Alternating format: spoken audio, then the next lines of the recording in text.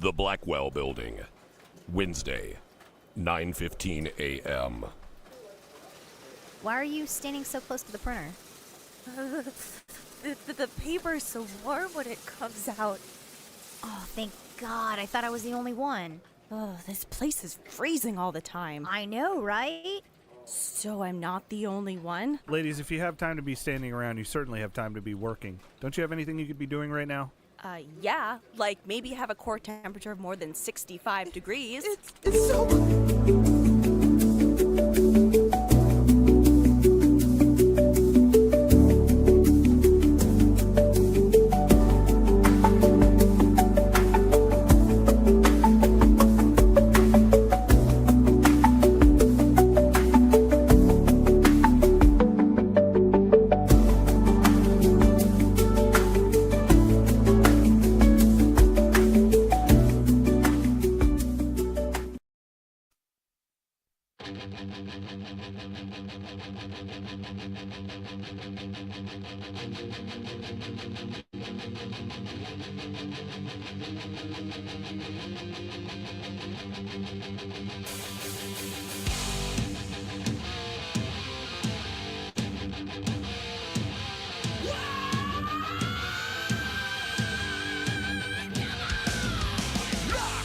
Rock on, everybody. Welcome to another exciting episode of Bushy and Dirt's Pop Culture Radio.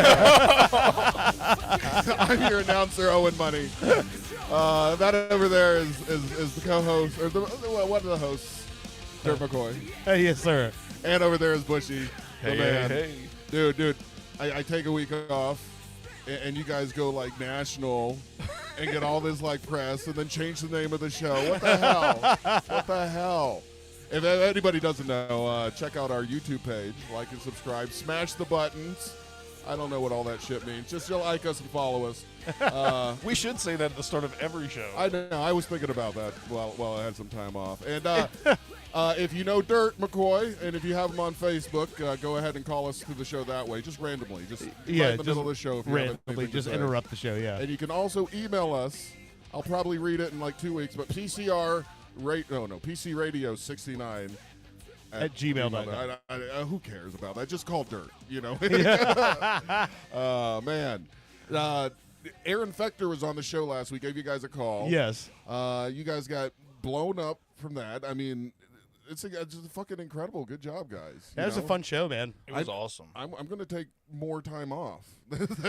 What's funny about it is, like, I'd already had the idea of calling Aaron, and then, like, and I had already set up that other interview, and I was like, oh shit, these just 2 interviews in the same show, and I'm like, because I don't typically like to do multiple interviews in the same show, because number one, I feel like it takes away from one of the guests, but number two, it's like we always have stuff we want to talk about, but man, it worked out perfect last week. Yeah. And she was a piano player. Sam right? Corey, yeah. Fucking good job, guys. Sam Corey was a lot of fun. That was great too. Oh, yeah. And what's funny, too, is one of the people that watched our show because of Aaron Fector and Rockfire Explosion was like, oh, shit, I live in the 253. That's one of the lines of her song, 831 and the 253. Yeah, and they're like, oh, cool, I came for Aaron Fector, and I hear one of the people from my hometown, from where I live, on the show. So that's kind of cool. And any exposure is good exposure, I guess, unless you're out in public. Then unless your pants fall off. That's terrible exposure. Yeah, don't want to do that. But anyway, how's y'all's weeks been? You know, everything good? You riding on a high? I mean, it was a good week. Good week. Yeah, I had to work a lot, though. I mean, that always fucking kills it. Well, at least you can work, right? Yeah, I guess. Yeah. Yeah, but I say that and I look over. Wait, did you get new glasses too? New glasses, as in I lose all my other ones, so I go to Walmart and buy the 3-pack. Yeah. It's really funny. Your glasses look almost exactly like my new glasses. Look at that shit. I mean, those are almost identical. Yours are actually those are real? Or are those reader glasses? No, they're real. This is a prescription. Okay, yeah, mine aren't prescription. Mine but I'm just saying, like the frames. I'm looking at you and I'm like, did he pick up my glasses? Yeah, I feel like such an old man. I can't see shit, dude.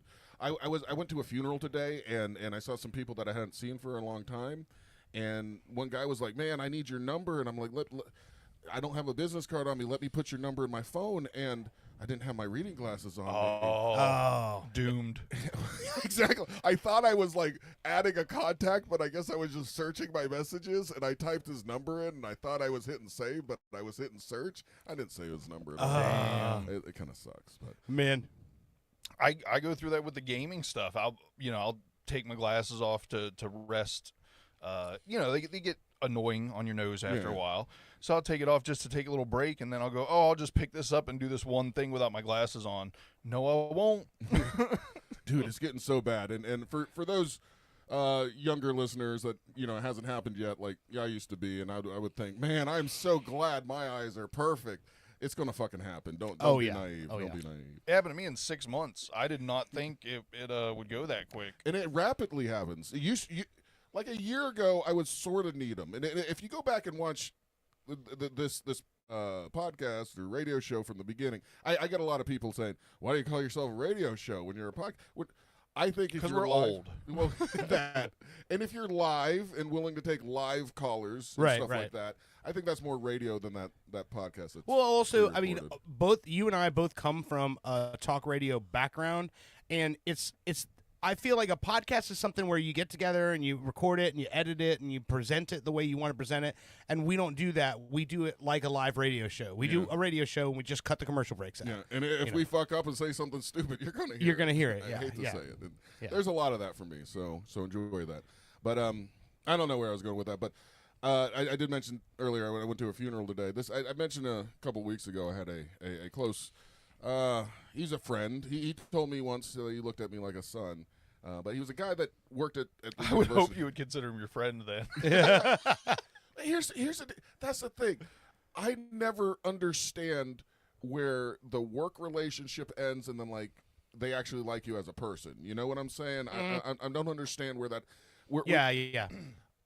Well, you find that out a lot when you leave a job, and you pay attention to how many of those people actually keep in contact with you. You know what I mean? Well, my thing is different. It's not like I worked with him or necessarily for him. He would call me and say, "Hey, I got this. I need you to do. Come and do it." Right, and right. He could pick anybody to do it, but he always followed me, which was huge. And it's over a quarter century, man. We knew each other, and one of the things, and I realized it wasn't just me, but going to the funeral, everybody had the same fucking story that.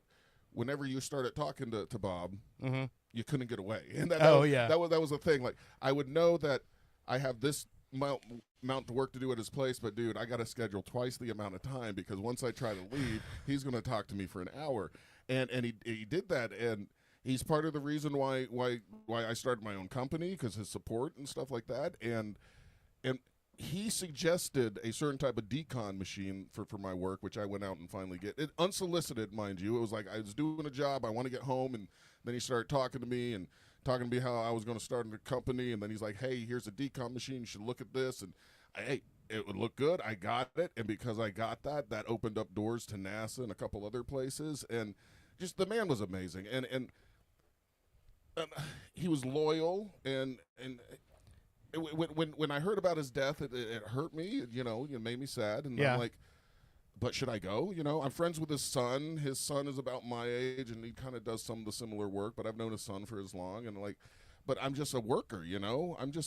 It's like your yard guy coming. Not to interrupt you, but people spend more of their life at work than they do at home. Oh, sure, yeah. I made very good friends at work and through work and contractors I worked for and stuff. One of my best friends to this day was my manager, when I sold the water conditioning systems and stuff. You know, I mean, seriously, like one of the best people in my life, put together the GoFundMe when I had my surgery and stuff, and that all started as a guy I worked with. Yeah. Well, that's true. And I mean, I've been in the same business or same industry for pretty much my entire adult life. And Same with like, me, there are people that I literally talk to all the time that I worked with and I don't work with anymore. But they still text me, hit me up every day. I mean, I've got a couple of them that I literally share stuff back and forth with these people on a daily basis.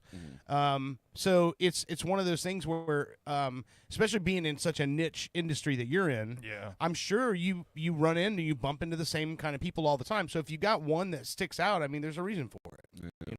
Yeah. It just, me going was the right move, of course. But the anxiety comes up. It's like, should you Yeah. even go? And like, if you go, are you gonna have to talk to people? Nobody will even notice if you don't show up. Nobody knows who you are. I'm way more likely to go to a funeral of somebody I don't know than somebody Yeah. I do know. I can't do funerals. Like, if it's somebody that I really care about and shit, call me a pussy or I can't deal with it. I'll tell you, man. I had one I went to a few years ago. I'm not dropping any names or anything because I don't want to, single people. But I've been to a few where it's like, this is not the event that this person would have planned. Ooh. You know what I mean? Like I Yeah, I know, didn't even think about that. like someone that was a super super close friend to me, and then I go to the funeral and it's like it was all planned by their relatives, and I'm like, they would hate this. They would really hate that this is what's being done right now. not to be and- insensitive, but funerals are for the living, right? I mean, so That's wasn't true. it kind of for them? That's like, kind of true, but it's like you're supposed to be honoring the memory of this person, and if Yeah.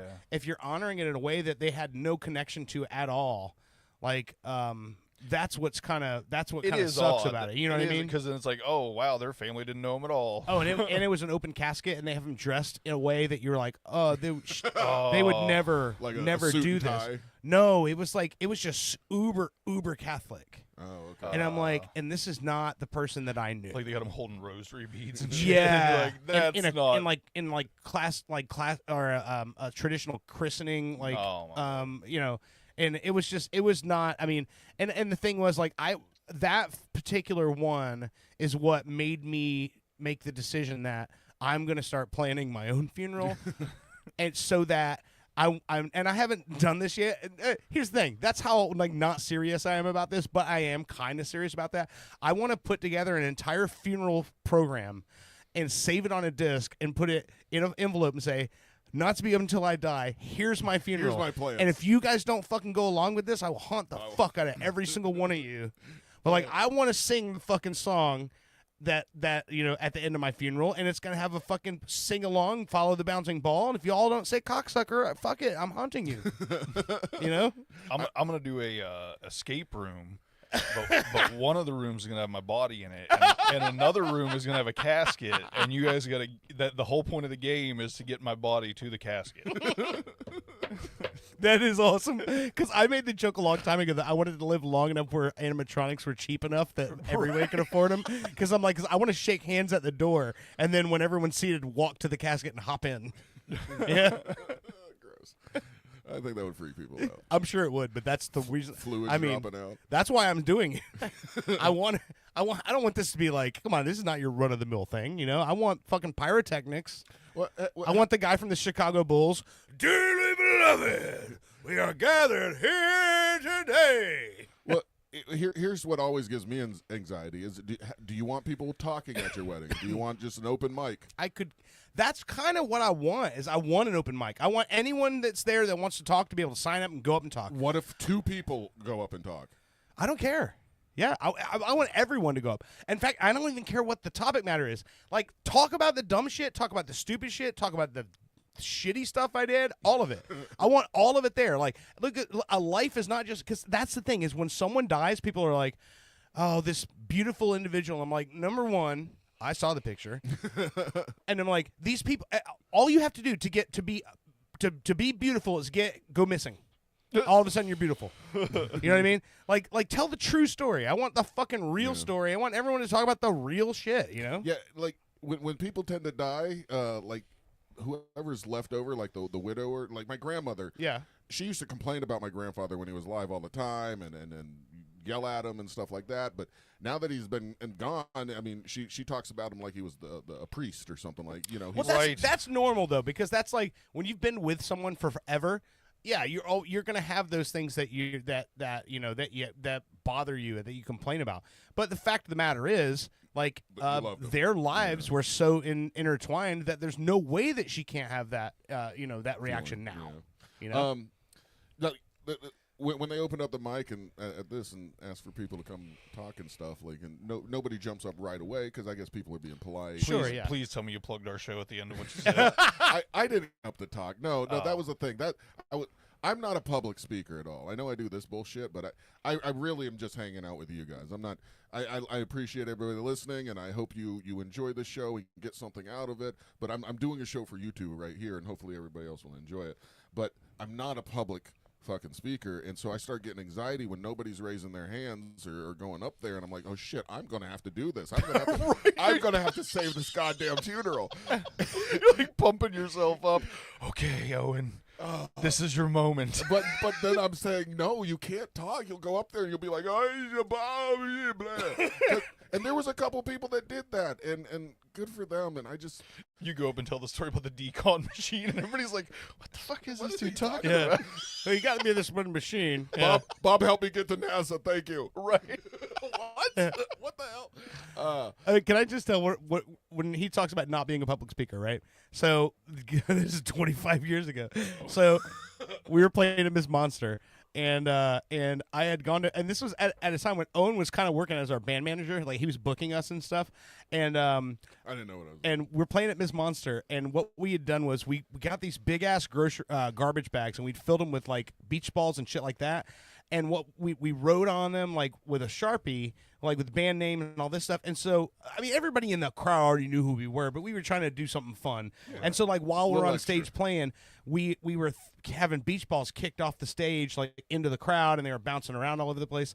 So I'd gone to Owen with this garbage bag, and I was like, listen, when we're playing, I was like, just go up on, come on. He's like, I don't want to go on stage. And I'm like, listen, just come up on stage with the bag, and I was like, and just toss the beach balls out and get the beach balls going, right? So I have this on video. Owen did exactly that. But what was funny is Owen throws out all the beach balls, gets to the bottom of the bag, and the Sharpie marker that we used to write on was still in the bag. So then Owen gets to the bottom and he grabs out the Sharpie and he tosses the Sharpie You out to the said crowd. everything. I remember that day. He tossed the Sharpie into the crowd. I think I remember looking. I'm like, everything, like everything. I'm like, all right. He said everything. No, but what was some of the stuff that was in there? I understand, like, because there was like we had like kids like beach toys, like you build a sandcastle with, like Right. just little plastic shovels and all that stuff. Owen threw all that stuff out, and then he just gets to the fucking Sharpie marker, and you can see him on the video, him pull the Sharpie marker out and look at it and just go, just toss it out to the crowd. Thought it was a special omnibus one. I mean, there's a 90% chance if you throw a plastic kid shovel into the crowd in Florida, somebody needs it. Yeah, well, it was at the beach. It was a good theme. Yeah, it was Daytona Beach. Yeah. Yeah, that. God, yeah, damn. And Soul Brother Kevin, got up there. Yeah, and he did opened the his show. whole thing. You know, he was over here a couple of weeks ago. He showed up on a Sunday for me to like put his bass back He together. didn't want to do the show. No, Smart. that's the thing is, I'm about to say how convenient you just Yeah. happen to miss the day of the I'll tell you show. guys off there. No, he still wants to do the show and he's still going to do it. Yeah. He's still a guy who's dealing with a lot of shit right now. So he's not 100% where he needs to be to start the show. That's what he's trying to get to. But the thing was, we were talking about glasses because he's got glasses too. He barely ever puts them on. And we were talking about my dad when my dad got glasses.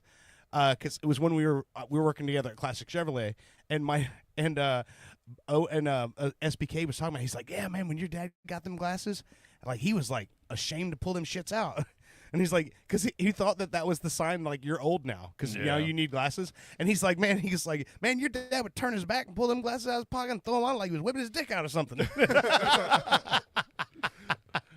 That is true. I mean, I feel like I could have used the glasses a lot sooner, but I refused to do it because it was like I was trying to will my eyes not to get worse. Yeah. And it just doesn't happen. I mean, I still don't wear them during the show unless I actually have to look at my phone. Then I'll put them on. Yeah, then you put them on, and then you look like Conscious Hulk. Well, to be honest with you, it kind of helps too because I can't read your tablet or the computer screen from over here. Yeah, So if you're trying to, when you're like, hey, when you're doing like a quiz, Yeah. or a question, you're like, hey, guess the song. I really can't read what it is from over here unless I have my glasses on. I just looked at the monitor. I look totally ridiculous with like two glasses. And by the way, just so everyone, if someone was going to text and they haven't yet, I know that Owen's camera is glitching. It's like Owen and Bushy. Now Bushy started. I got to figure out there's something with the wiring I got to fix. But anyway, that's just how I move. it is what it is. Yeah, It's just how I move. he's moving like one of the Canadians on South Park. When I look up at the camera, I look like a dog that's confused about like, are you gonna give me my treat? Hold on. Throw the marker out. Throw the marker out.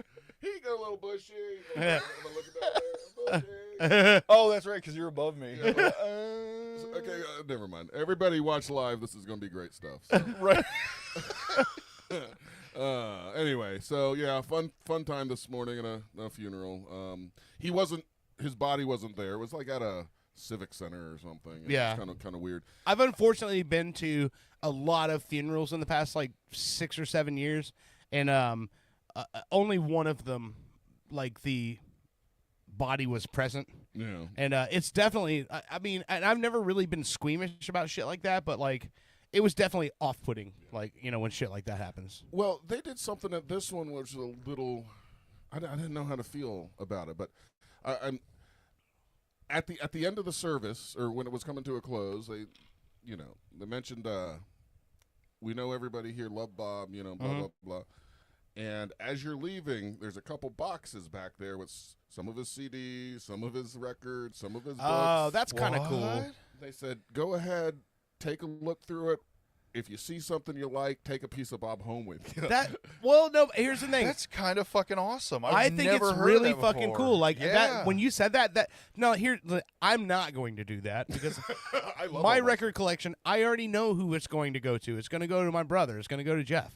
But that is cool though, because if you don't have somebody who wants that stuff, like that's like, I mean, my record collection is pieces of my grandfather and my grandmother on my mom's side. It's records from my grandmother and my grandfather on my dad's side. It's stuff that I've collected. It's stuff that Jeff has given me. It's stuff that my mom has given me. Like my record collection is like almost every piece of it is something that has like some sort of, sentimental value of some sort. Like that's a record to me. My record collection and my book collection are a big deal to me because every one of them has a story from how this entered my life or how it affected my life, Yeah. My entire So record, that's kind of cool. Yeah. my entire record collection is Mike Tony and Awesome and the Ass Kicker. That's mine too. That's what's on the wall. That's awesome. That's a pretty good start, though. I took a look at the table and saw like all the people like gathered around, and at first it kind of made me kind of feel weird. It's like, oh, look at these scavengers like picking through his shit. But then I was like, no, these people really did like him and want to connect with him. And then I went over there and looked. I didn't want to look through all the records because other people were doing that. Mm-hmm. But I saw a cool book with an alligator on the front or a Oh, crocodile. that's awesome. Crocodile And I attack. said, I'm taking this. I'm putting it on. I might read some of it. I don't know. You know how great I am at reading. Is it a science fiction? No, not science fiction. Just like a Dramatic true stories of fatal and near fatal encounters between humans and crocodiles. That's awesome. This guy was an animal husbandry guy type thing. He was the ag teacher at Oviedo High School for a while or something like that. Oh, cool. yeah. Like I said, I've never heard of that before. I think that's pretty friggin' cool. That is awesome. So so rest in peace, Bob. I mean, It would have been really cool if they like brought his car or something. People fighting over it. Like, no, I loved him more. I mean, what was this? Maybe just stuff that his family just didn't want, and was like, we kept all the stuff we cared about and put a box here. Which is fine, but I don't know. It just. I like the fact that you're like, you didn't give me his good shit. I'm just like, This is just the stuff y'all didn't want. but why not give it to Goodwill or something like that? Well, I guess because we knew him. Yeah, right? like I said, I think overall it's cool. As opposed to just giving it away to Goodwill, you bring it to the funeral and everybody gets to take a little piece of him. And not everyone, but I'm sure some of those people managed to get something that they really deeply associated with him. You know what I mean? Like, oh, we both like this band a lot, and they get that record. Yeah, I knew he. Yeah, liked, that is pretty. I knew he liked country music, but I didn't realize like how big of like a country guy he was until I went. When you go to the funeral, you really learn about their family and where they came from and shit like that. He grew up in Fort Myers and stuff, but he was a true country redneck, and I get a lot of crap from Brittany for being I like some country music. Yeah, I mean, you're sitting in the room with a guy who kind of like made a career out of it. Yeah. I give you shit, but you are slightly country. You're not even close to a redneck. Like, seriously, in the real spectrum. I feel that way too until he starts karaokeing Alabama. That's still not red. That's like It's I said. still That's funny to me, though. That's country. Yeah. He doesn't go home and beat Brittany. Yeah.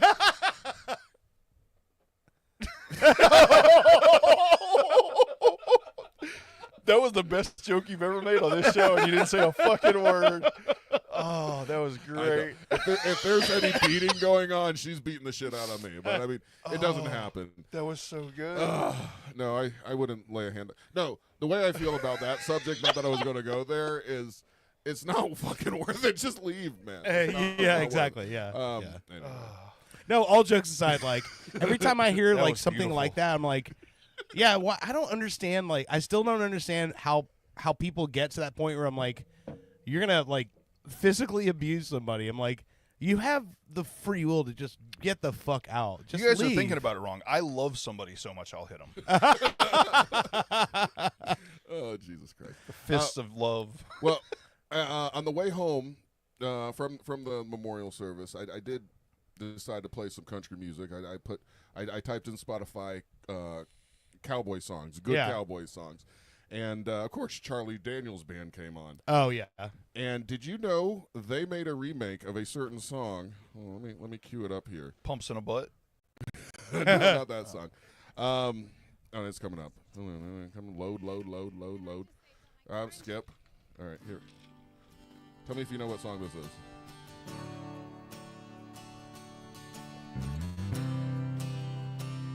It's from their album Tailgate Party.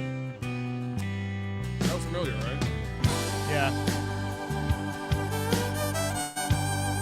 It really does. This band, As much as I didn't like him as a person, he was a great musician. She never lets me in, Oh wow. only tells me where Hootie and the Blowfish? Holy shit. Let Her Wow. Cry, yeah. when she's had too much to drink. Wow.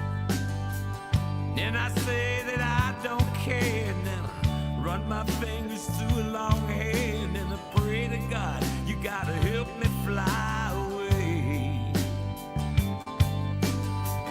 This morning I woke up alone and found a note standing by the phone saying, maybe I'll be back someday. Is that fucking good, man? Yeah, that's really great. good. Yeah. The organ I makes wanted it. to look for you, you walked in. I'll get to the chorus and I didn't know what I should do.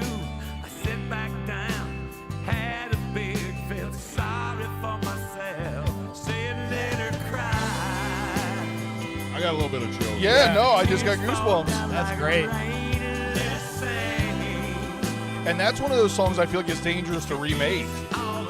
Yeah. You know what you're- I mean? Yeah, Like- you're barking up a tall tree there. Exactly.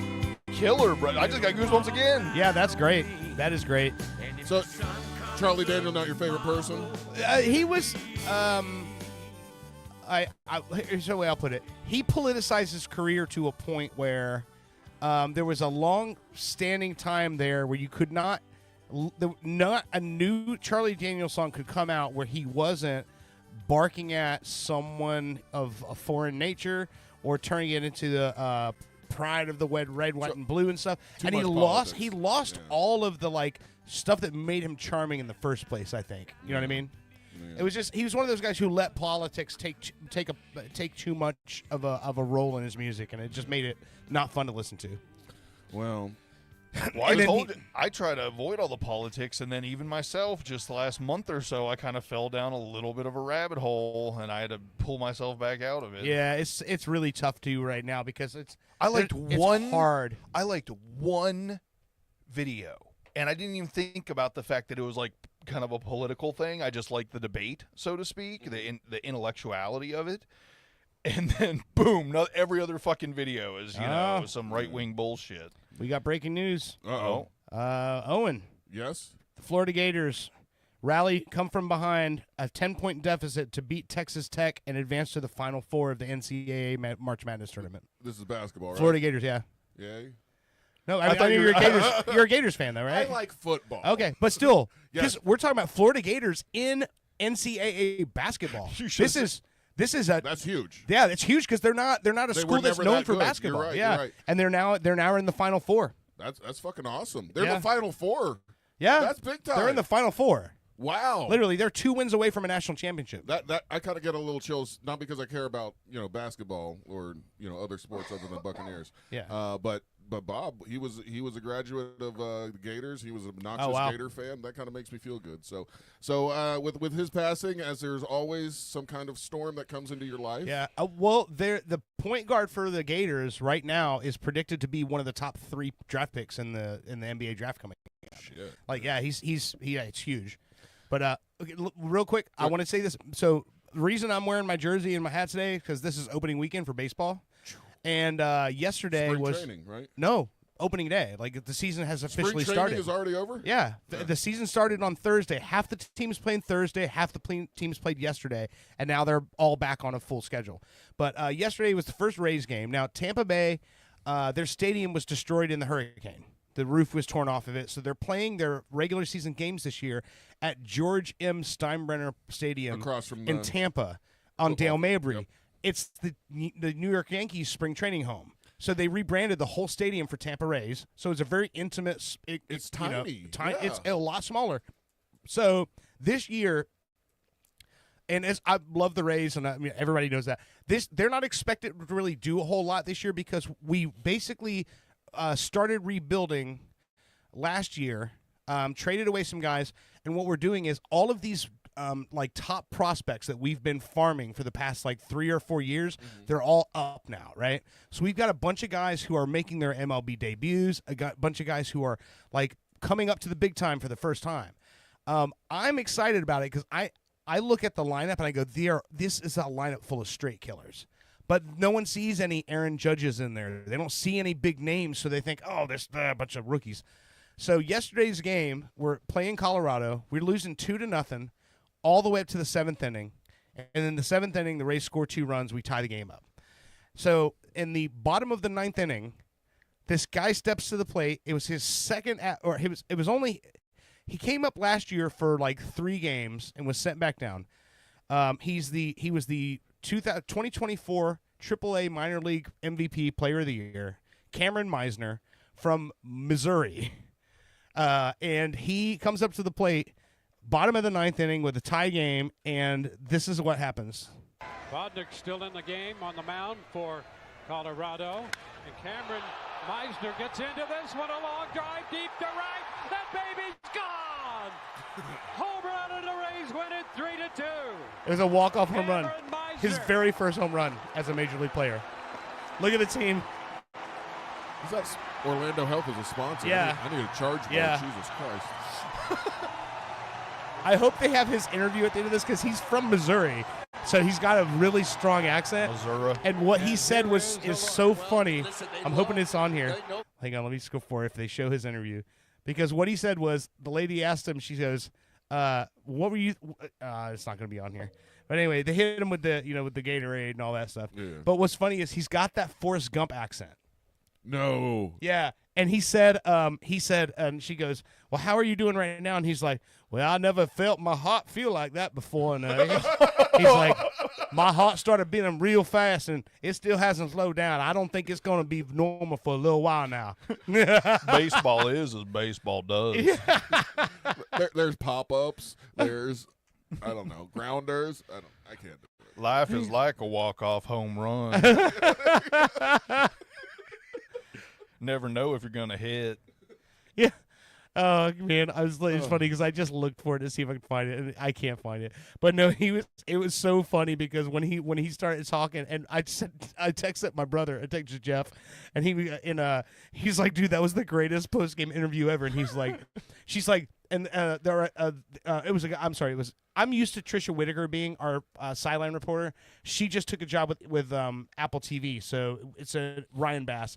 He goes, so were you looking for the home run? And he goes, well, no, you're never looking for the home run. You're just looking to. He goes, you're just looking to make contact and try to put the ball in play. You just want to put the ball in play and try to get on base. And I didn't expect that. And he's like, but once you rounded first and you realize it was gone, he's like, did your heart do a little flutter? And he goes, oh, my heart did stuff I never felt before. I honestly is still doing it right now. I still haven't accepted what just happened. We've got to find that. We'll find it at the. We gotta find it. Yeah, Turn into Foghorn Leghorn. Yeah, exactly. It did. It's like, dude, that Missouri accent is so pronounced. Yeah. It's when you hear someone with a Missouri accent, you'll recognize that for the rest of your. Once you have put that tag on it. You go, that's Missouri. Yeah. You'll hear it forever.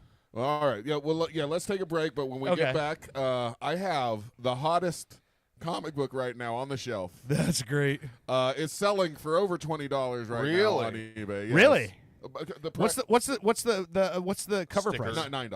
$9. It's Okay, so it's ridiculous. doubled in price. That's still great. Yeah. Oh no, $8. I'm sorry. Okay. A little more. But this is the Harley Quinn Fartacular, silent but deadly. Oh man. Oh no, that's How is silent. that real? It is real. This comic reeks. It says, and this issue farts. That is Just awesome. in the time for April Fools, and it shows Harley Quinn there in her cartoon self farting. That's You see awesome. see the gas? coming Yeah, up? no. Yeah. Even her little tails are flying up there. Yeah, I mean, everybody is sick around it. So anyway, when Wait, we- is that like a beam of fart coming out of her butt? Exactly. Yes. And I that's didn't put all on my fart gas glasses. is. So. So after the And can I break, just say something about Harley Quinn, Yes. which is funny? So, Heather, my wife Heather, for those of you who don't already know, anytime you bring up Harley Quinn, she immediately checks out because of all the girls doing the slutty Harley Quinn costumes, and she's not a comic person. And I'm like, it fucking pisses me off that that character has turned into that. Yeah. That people Oh, I love like it. people I who love it. don't know comics. All they know is when you say Harley Quinn, oh, yeah, my daughter had her fucking tits hanging out as Harley last Halloween. Yeah, I know who Harley Quinn is. Yeah. Like, they don't know anything about it. It's just like, that's all they know. pretty sure this comic is for all the perverted geeks out there. Oh, that yeah. just No. smell a girl shit. I love the titty hanging Harley Quinn. It's my favorite part. But also, other than this, we got Bushy's AI girlfriend of the Oh. week. I'm going to do Oh, a yeah. little jingle. I'm going to have to make an AI jingle of that. Bushy's AI Right. girl of the week. And also, if we have time, another country song that I heard earlier today, which I listened to, and I was like, you know what? I got some things to say about this song. It's Reba McEntire. I think The night the lights went out in Georgia? somebody Yeah. else sang it before her. Pam Tillis or something, maybe? Maybe. That- Could have been. That was a remake as well. Okay. So I mean, I'm sticking with the remake thing. Okay. But if we got time, we'll get to that too. So Dirt, do you have something Yes, for us? I do. So, can you guys both see this band right here? No. I can see it. Can you see them? Yes, there's three guys. They're, Yes. I see dreads. Dreadheads. they're right? African American or some Yes. other. Yes, Dreadheads. Okay, so this band, this band has 1,734 monthly listeners, and their top song right now has over 81,000 plays, and their name is Ghost Boobs. Okay. Oh, Ghost Boobs. All right. Okay, here's the thing. You guys know me. You give me a funny band name, I'm gonna I'll play it. check it out, right? Yep. Yeah. But it's not gonna make it on this show unless there's a reason. Check this out. So I'm either gonna love this or hate it.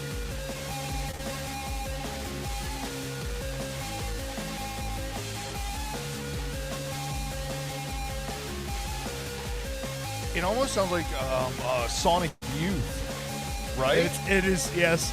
It's very electronic, alternative 90s. It's stabbing westward. Yeah, A lot of that, yeah. I want to hear a song about ghost genitalia. Orgy. Listen to the lyrics.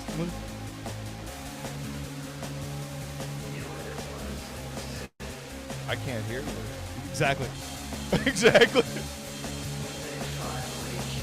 They're doing those like background, like in the mix, creepy vocals. It's almost just like static.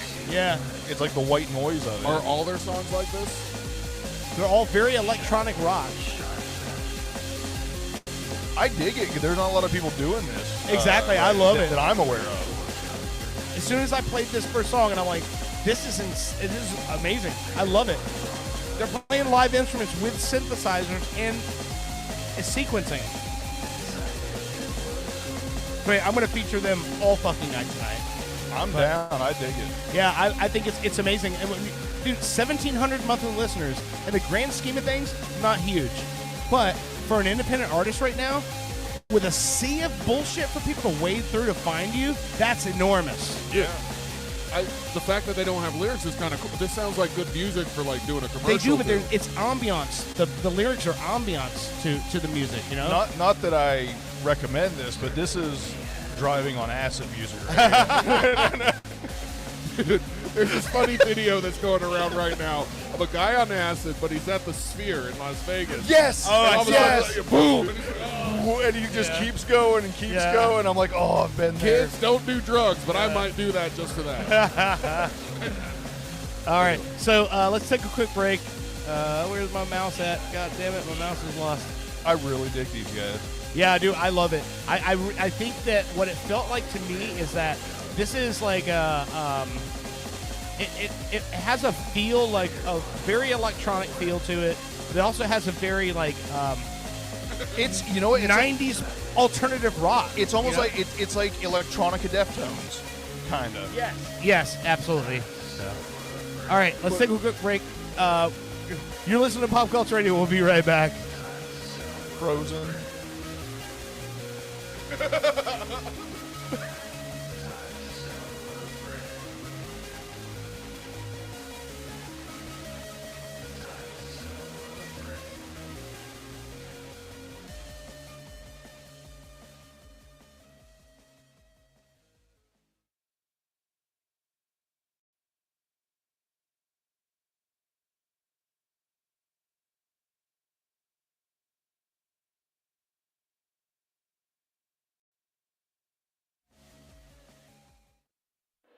You've seen the phenomenon of making a murderer. Now it's time to go a bit deeper. Super TV3 now brings you Making a Shoplifter, the documentary tale of a man accused of an unspeakable crime. Do you know why we brought you in? No. Oh, you know what you did?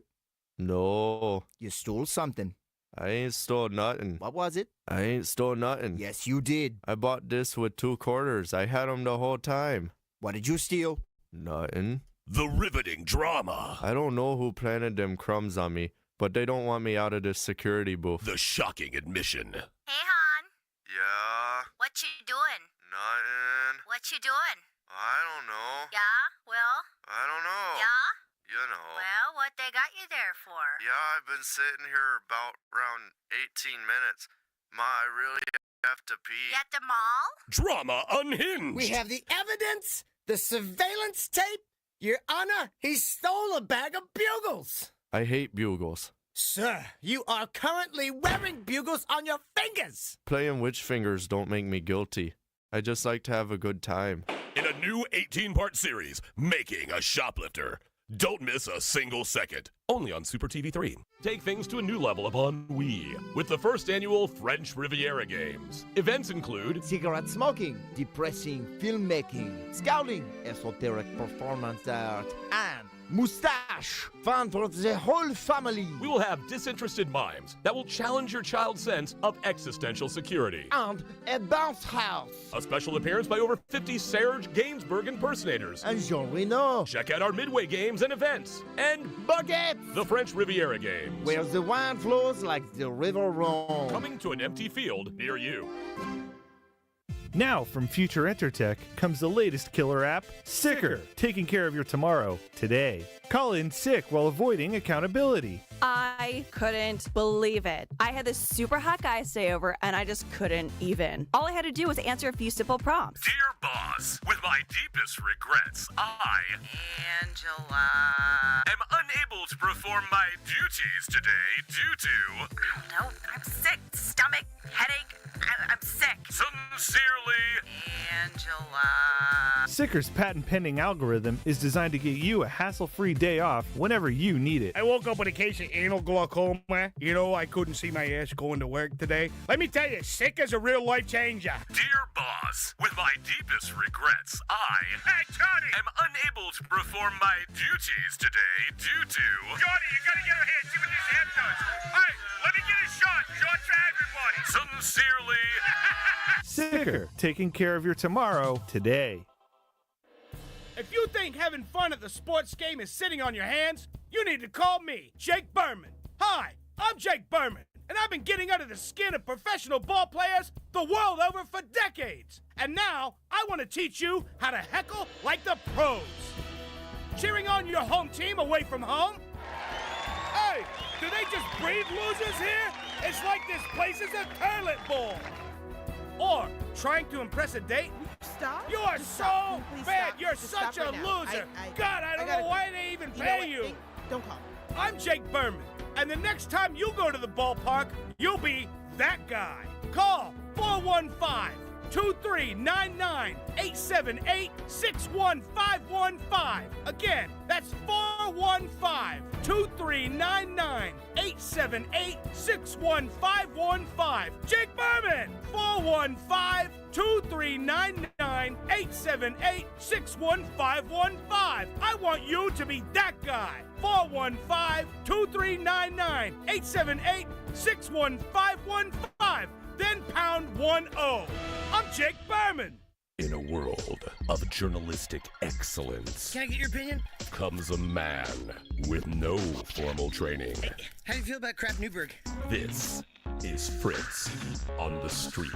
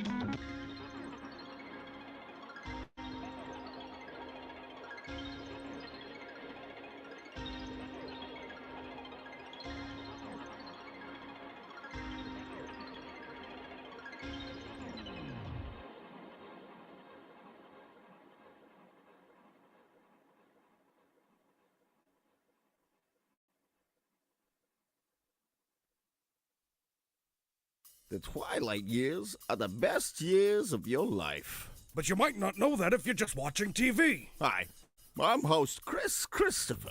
And I'm Neil Scheinfeld. Getting older offers insightful commentary and wisdom to those of you enjoying your last years. We understand you have, at best, 4 more years left.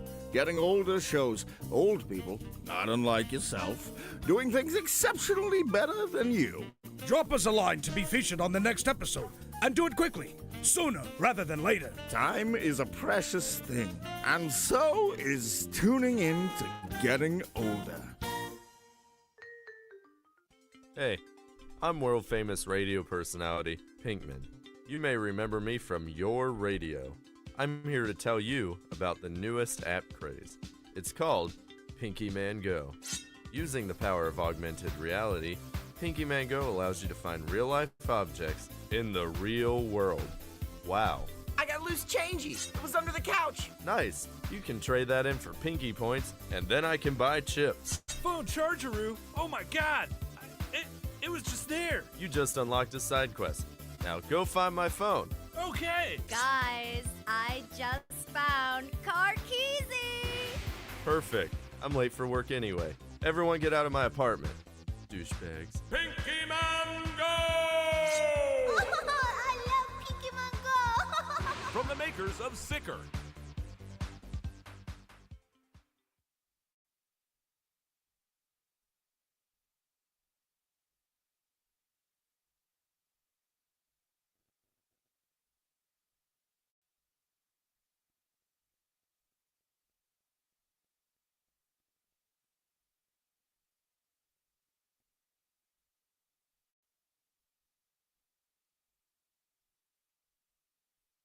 Hi, After being laid off, attorney Crab Newberg was able to recover $2.1 million from me. Thank you, Mr. Newberg. You're welcome, Joe. I was honored to recover $2.1 million for Joe after he was fired from his job, and I'd be willing to help you too. I've graduated from an accredited law school and passed an intensive examination in the state of Florida. No one has the right to treat you like dirt, but if they do, I will make them pay. Simply go to AskTheCrab.com and see what Crab Newberg can do for you. I'm Sergeant Barkus Clayton. In the 2 decades of my professional career in Central Florida, nothing has twisted up my gut more than the cowards who've taken the baby swans from Lake Eola. The poor mother goose calls day and night for her babies, and now she's calling me. The so-called signet caper is nothing more than a depraved, hollow individual seeking out the most innocent life form to torment and terrorize. I vow to track these suspects down using force if I must. If you're the one who did this heinous crime, me and the crime ender's gonna find you. Only a jackass would do something that stupid. Or maybe you don't have a brain in that ugly head of yours. If that's the case, I can't help you. But I will find you. And maybe, if you turn yourself in, I'll go easy on you. But rest assured, Central Florida, Sergeant Barkus Clayton will be vigilant, ever present, gun in hand and law on my side. I will not lose this fight. And you can take that to the bank of Lake Eola. Builders Blocks! Hey, I'm Shay, owner of Builders Blocks. We get it. January? New Year's resolutions? No one has time for that. Right now at Builders Blocks with a Z, Central Florida's most ripped gym, we pay you. We literally will pay you and you won't have to work. It's simple. Join and bring 2 friends. Sound easy? It is. We'll even pay you more if those friends bring friends. Stay swole with the pros. Only at Builders Blocks. Discounts of pre-approved groups of 5 or more. For centuries, humans have pondered their place in the cosmos, waiting for proof of alien life. Until now. Wow. Are you watching this? Hello, testing. Incredible. Incredible.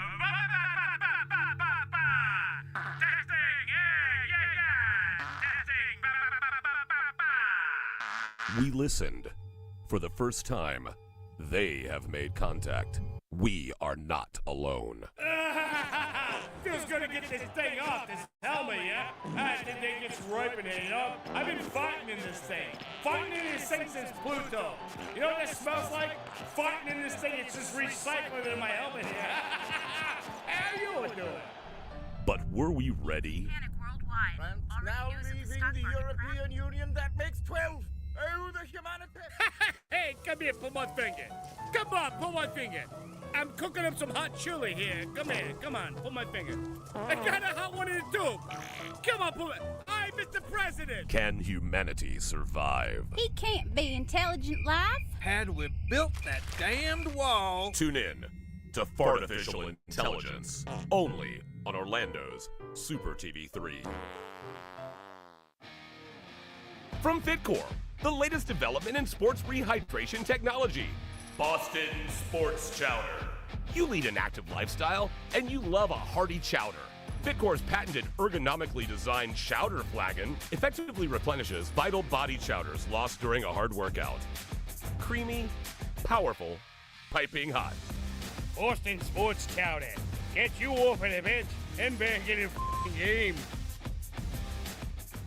Looking for professional installation for that fence? Don't want to do it yourself? Look no further than Fence Crafter, Central Florida's newest and coolest wall building company. If you're like me, you want a yard wall built exactly for your personality, and Fence Crafter will absolutely do it for the least amount of money. If it's important to you, we'll do it, guaranteed. Custom painting, 3D print renderings, and free shipping is the Fence Crafter way of business. Call or find us on social media for your free estimate.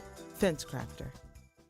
After a local Ponzi scheme pulled the wool over my eyes, attorney Crab Newberg was able to recover my life savings, $36,000. Thank you, Mr. Newberg. You're welcome, Chet. I was honored to recover over $40,000 for Chet after a local gym took him for a dumbbell, and I'd be willing to help you too. I've graduated from an accredited law school and passed an intensive examination in the state of Florida. Ponzi schemes are illegal. You don't need 2 other friends to tell you. Visit AskTheCrab.com. That's crab with a K, and you've got a case.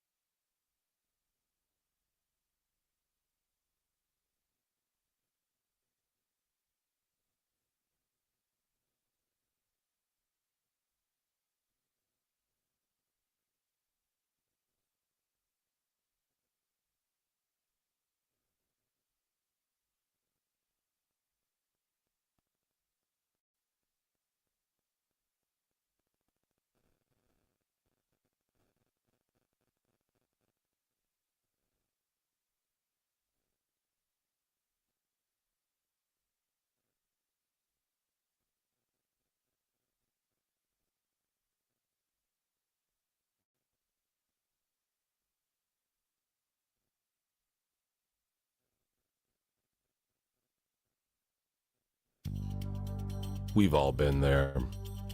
You thought you had a great idea for a dispatch, but it just wasn't good. This is Cobra Kid, just checking in. Sure, it's hard to be original. What up, C-Lane?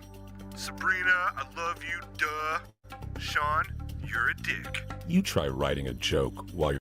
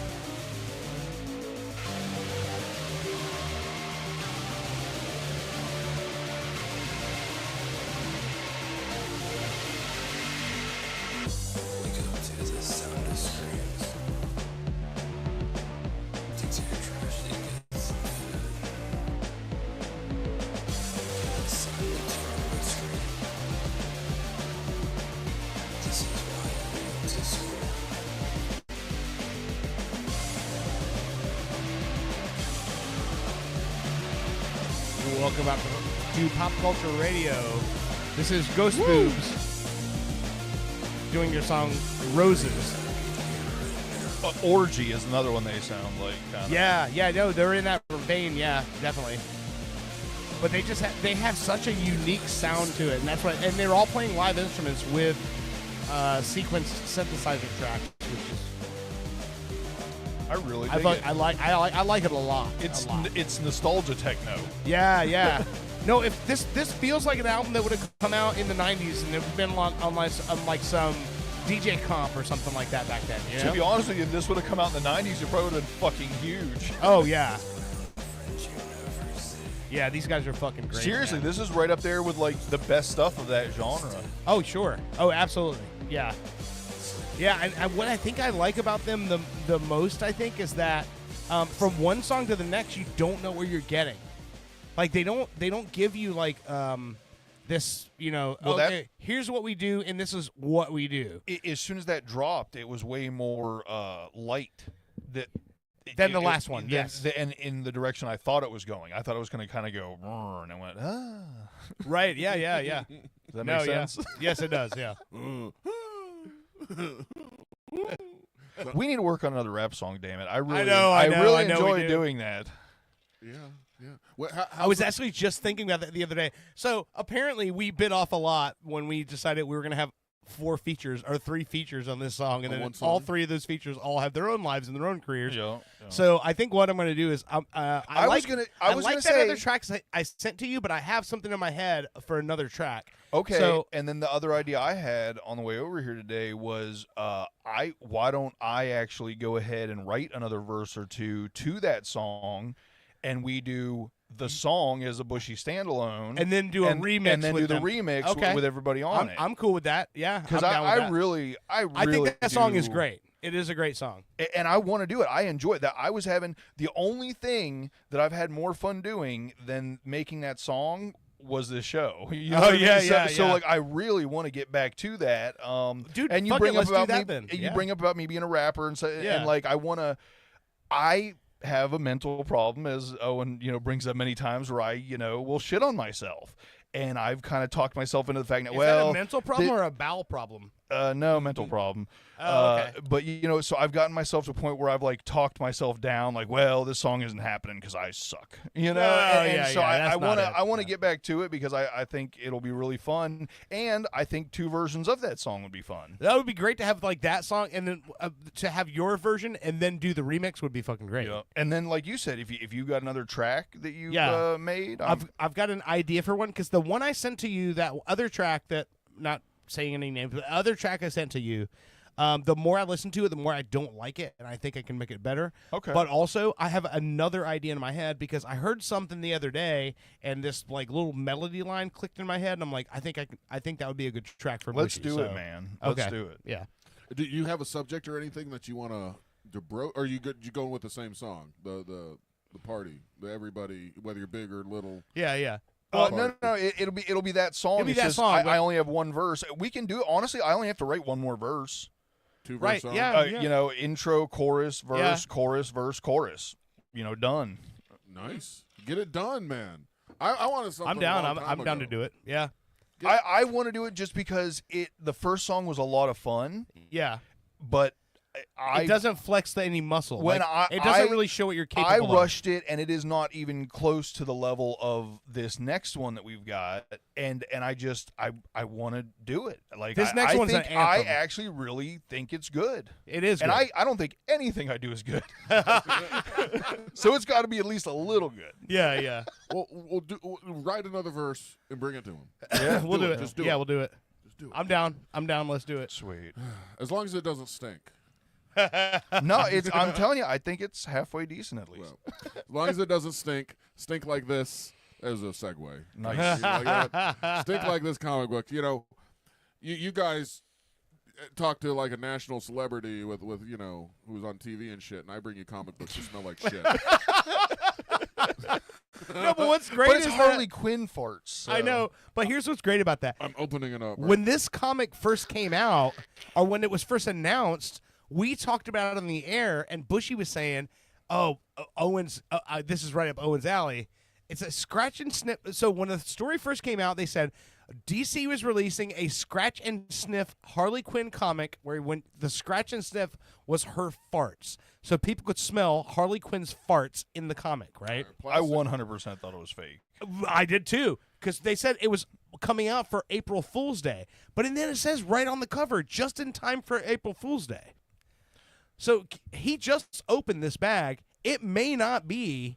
You might scratch these farts and they smell like fucking Rainbow Bright. We don't know. Or wait a minute, is that the April Fool's joke that they don't actually smell like farts? That could be the April Fool's joke. What?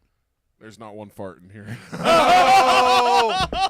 Are you kidding That's me? why it was in plastic. It's supposed to be scratch and sniff. I didn't see one scratch or sniff in there, motherfucker. I mean, sure, she's farting and stuff. I don't see anything where you scratch. Am I missing it? Hold on, let me put my glasses on. Exactly. Yeah.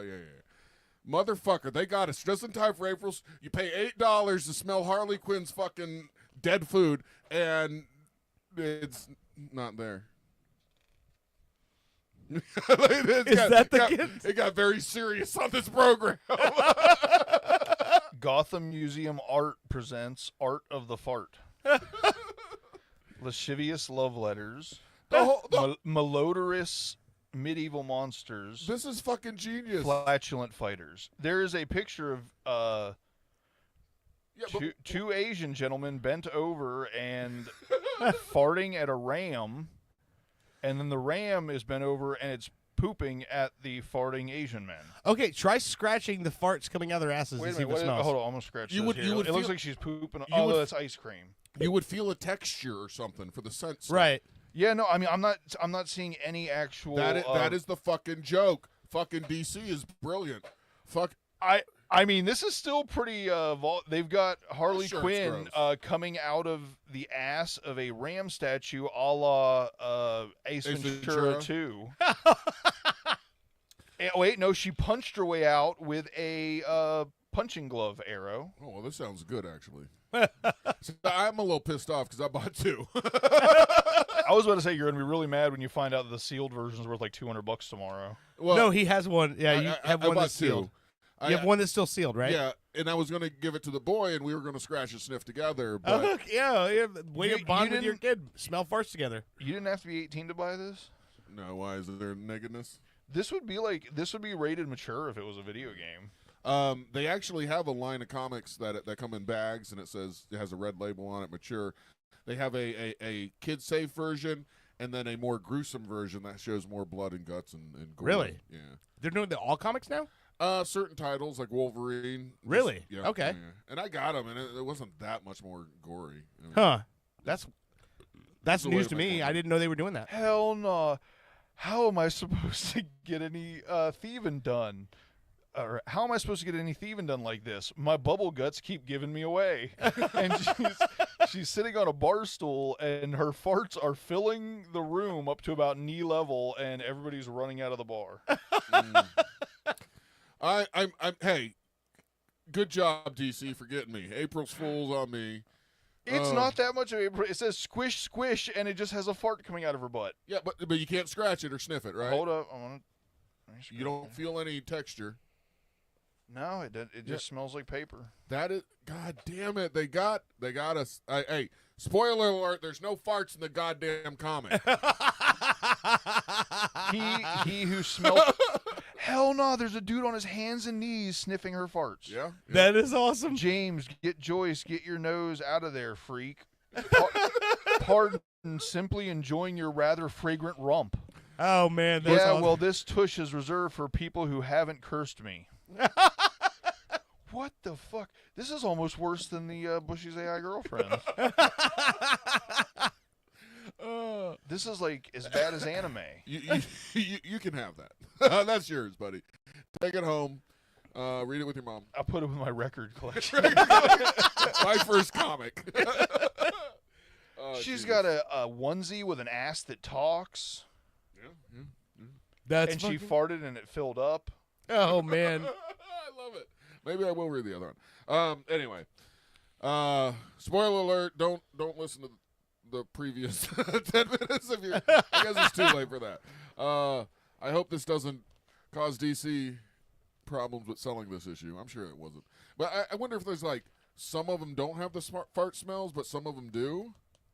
That would be I don't know. Anyway, I mean, I don't care. I'm pissed off now that I didn't get a smell. I bet if you Google it right now, there's a bunch of people like you who are going, Let me do God damn, this thing doesn't have any scratch and sniff farts in it. There is a part where she is leaning down a girl, like, in a movie, like the movie Kiss at the end of the movie where the guy leans the girl way down. And as she's kissing her, she rips a big fart. I can't say the name of this person. Yeah.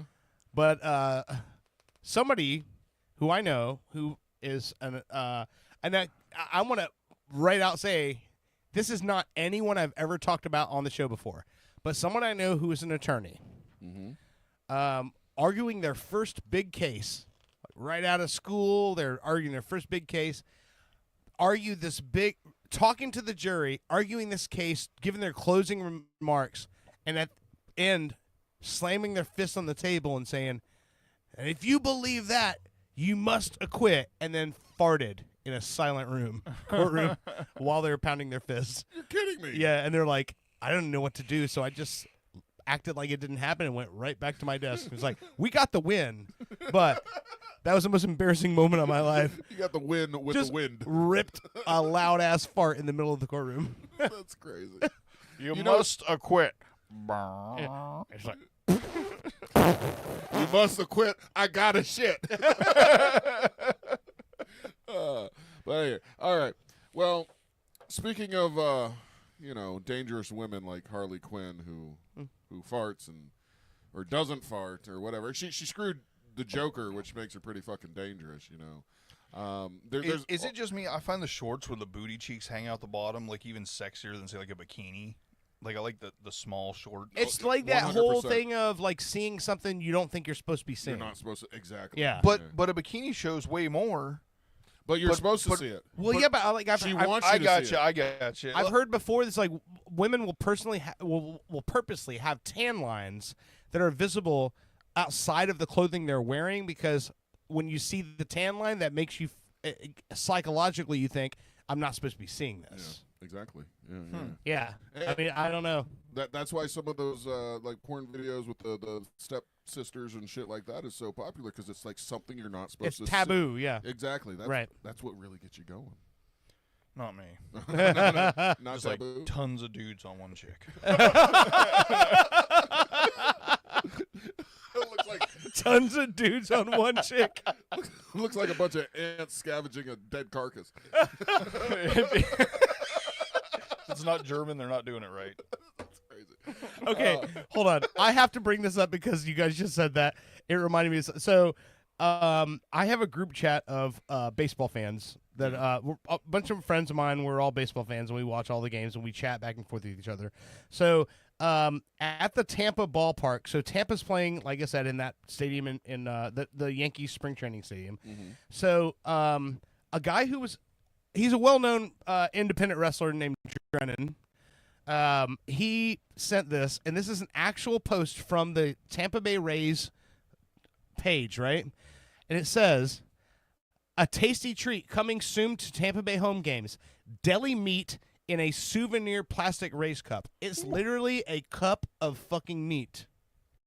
Is it stingray meat? It's just deli meat. Look at it. Look at it. Can you see that? Look. Yeah, it should be stingray. It's literally just a cup of ham that you just buy it and you munch down on it. I'll be honest with you. If it was stingray meat, I would go to my first baseball game. Well, here's what's funny. It's like in the text thread that he sent, the first comment is, "Keep that away from Red Sox fans. They're definitely going to try to fuck that." I would eat the stingray and then yell, "That's for Steve Irwin, bitch." And then the next comment was, "What in the absolute Staten Island delicacy is that shit?" But seriously, that's actually on the fucking the stadium menu. Get you a cup of lunch but meats look here. at it. It's literally just folded up. It's just literally they just took a bunch of deli meat and dumped it in a cup. And like, I don't know, did he give you like a little cup of mustard to dip it in? Like, if you were sitting at a game and there's a dude next to you with a cup of meat, just fucking pulling meat out and just throw it in his mouth, wouldn't that be a little off-putting? Well, I mean, look, people don't want to spend the money on stuff there, so they actually will go. A pound of cut meat from the deli will make a good snack. They already come with Publix in their jacket. Why not fucking sell it? I knew a guy who was like on this keto thing, and that's what he used to get. His lunch every day was actually Bubba said that too. Remember Bubba? We talked about it. Bubba said he would go to the fucking deli and just get a pound of meat at the deli and just eat that for lunch. Yeah. That's crazy. I see nothing wrong with a cup of meat. I mean, but like Tampa Bay Rays, you've got Bushy's thumbs up. He said nothing wrong with a cup of meat. Yeah. I mean, like, people think I'm crazy when I eat potato chips. I just crush them all and then pour the dust into my mouth. So I don't have to like. Well, chew I don't do all that. the hard work of chewing. I'm really rough with the bag, so that there's a lot of crumpled up and dusted. Yeah. So one day you'll graduate to crushing it all up. I'll just not be ashamed to just crush. Right. I have no shame, so I crush my chips. Oh, hey. Just rough with them. You're rough with your ruffles? You're not going to get a bunch of, you're not going to get very many cooking tips from me. But I will tell you, I was in a relationship with someone who had celiac disease at one point, right? So you can't eat like... My grandmother has that. Yeah, is no gluten, no wheat, nothing, right? So I came up with the idea one time. I bought a fucking bag of sour cream and onion potato chips, and I just pulverized that fucking bag, and I used that to bread the chicken with, and then fried chicken with fucking sour cream and onion potato chips as the breading, and that shit was fucking... That sounds good. The bomb. Yeah. Oh, it just came. All right. No gluten in potato chips. Let me get through this real quick. Yeah. Well, I'll take my time a little bit because we're gonna have to listen to the song.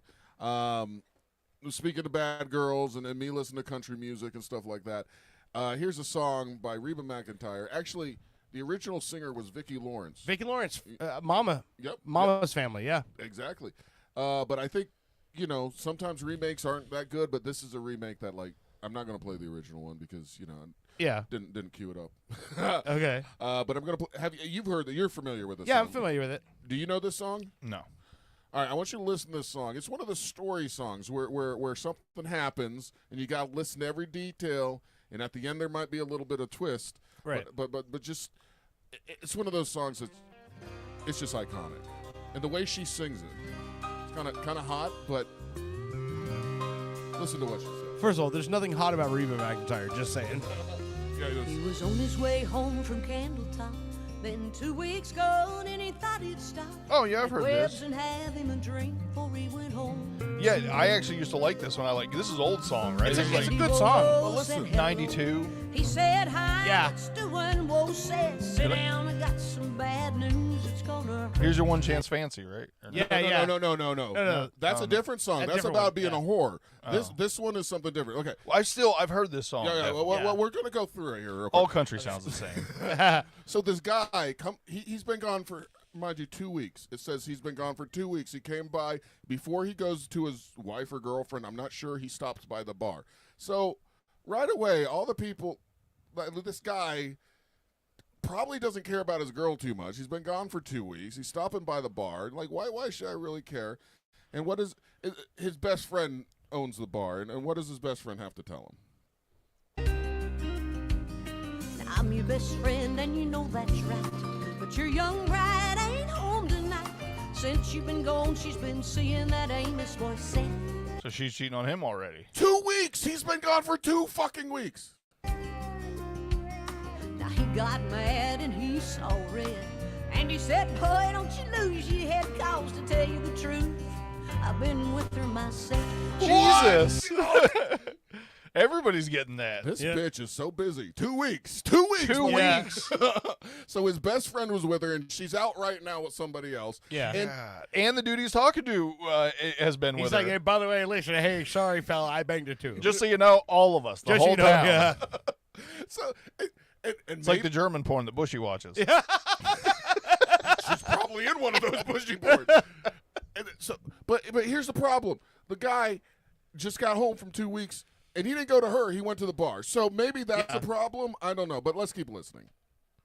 What happened? Oh, this what's the chorus refrain. That's the night that they hurt innocent men. Hug an innocent Trust your soul to no backwoods southern lawyer. Cause the judge in the town's got bloodstains on his hands. I wonder why. Foreshadowing? Well, Andy got scared and left the bar. Walking on home cause he didn't live far, you see, and he didn't have many friends and he just lost him one. How many? Didn't have any friends and he just lost him one. Oh, lost him. I thought she said you just lost him 10 more. No, he just lost him one. No, he just lost a friend, the guy who said, I've been with her too. Yeah, I got you. Yeah. I thought the line was, he just lost 10 more. I'm Yeah, like, holy damn. shit, this number is like, ching, ching, ching, ching, ching, ching. 2 weeks. 2 weeks. 10 bodies in 2 weeks. Brother thought his wife must have left town. He went home and finally found the only thing Daddy had left him, and that was a gun. So he went off to Andy's house, slipping through the backwoods quiet as a mouse. Came upon some tracks too small for Andy to make. He looked through the screen on the back porch door. He saw Andy lying on the floor in a puddle of blood. He started to shake. Okay. You want to kill somebody, you come up to their house, hallelujah, it's already done, I don't have to do it. What would you do? Well, you definitely get rid of the gun because You it's just pretty go cool to home, believe. Just right? go home, Go yeah, home. yeah. What does this fucking guy do? Well, the Georgia Patrol wasn't making their rounds, so he fired a shot just to flag them down. What? A big belly sheriff grabbed his gun and said, why'd you do it? Duh. The judge said guilty in a make-believe trial. Slapped the sheriff on the back with a smile and said, supper's waiting at home and I gotta get to it. Time out. All right, did this all happen in one fucking night? Yeah. It's Back all- in the day, it used to happen that way. Well, I mean, think Kind of. about it. He goes to the bar for what? 2 hours. All that could have happened. And then you go, you get your gun. We're only talking maybe 3 hours for this whole story. But where is innocent till proven guilty? I guess it doesn't happen in the back. Well, not when you fire a warning shot to get the attention Yeah. of the officer Let me shoot at at the the cops. murder scene. So this guy marries a woman that is whoring out on him after within 2 weeks. Right. And he's not the brightest guy. No wonder why he finds a murdered guy and then runs out to a cop and shoots at him. So I wonder what happens to this guy. Okay. Let's see. That's the night that the lights went out in Georgia. It's a horrible song. That's the night that they All hurt around. innocent men. But don't trust your soul to no backwoods southern lawyer. Well, it's funny because Dirt, you said there's nothing attractive about Rick. I always kind of thought she was cute. Not hot, The cute. thing I don't like about her is the fake smile. The fake smile. Is it Every fa- time you is see it her, fake? she's got the big fake, like where she smiles real big and opens her mouth, and I'm like, I it's like- totally fake. I And see, I'm I like big mouth. I hate that whole I hate that. Well, here's the thing. To me, it's like I see her face like with that smile, and I go, Nashville. Like, it's like, hey, pretend that your fucking family values and all this, and just like it's like a televangelist smile. But the waist on her jeans is so high. She looks like she has fucking underboob that reaches her waistline. But because her waistline's high, not her boobs. Yeah, she tucks her boobs into her jeans. Yeah. That's the way you do it in Nashville. All right, let's keep listening. By the way, I don't want that to come off like I'm body shaming Reba back there, because I am not. Okay, and I'm sure she's a pleasant person, but I don't like that whole like Disney Nashville thing where it's like all their fucking personalities are all big smile. Hey, I'm big smile. Hey, I'm family values and I love Jesus. Buy my record. Yeah, I body shamed her. I'd still hit it. They hung my brother before I could say the tracks he saw while on his way to Andy's house, and back that night were mine. Oh. And his cheating wife had never left town. That's one body that'll never be found. You see, little sister don't miss when she aims her gun. All right, let me pause that first. So little sister found out that her new sister-in-law was cheating fucking everybody, because it wasn't a big secret. And so she went over there and killed her, the man that she was currently with, and hid the body. I did all this in a night, apparently. Yeah. And her stupid ass brother goes over there, finds dead guy, shoots at a cop, gets immediately killed like the same night, I guess. No, he got arrested because they talked about the trial. And he got arrested. He didn't get killed. He got arrested. But not the night the lights went out in Georgia. It's the night they hung an innocent man. All right, I got that part. So what she just said, she goes, I didn't have time. They hung him before I had a chance to tell him that those tracks were mine. So look, okay, they either hung it's him a good ass sister. Yeah, this the whole family sucks. They all should be hung. The whole town. The whole town. That's the night that the lights went out in Georgia. Like the whole southeast, except for Florida.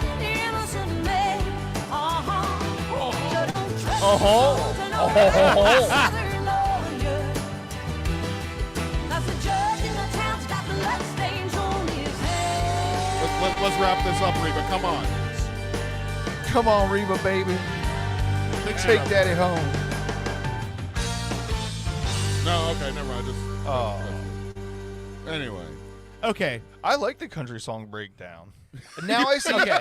Now I see why you like. I thought it was stupid when I'm like breaking the rap songs down for you and like pausing it and stuff.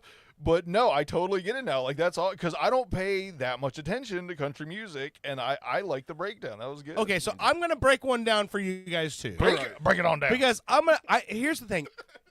Here's the thing that I love about country music is the stories. So story songs. That's why I don't like this bullshit now where it's like Red Solo Cup and fucking That was like 10 years all ago. this.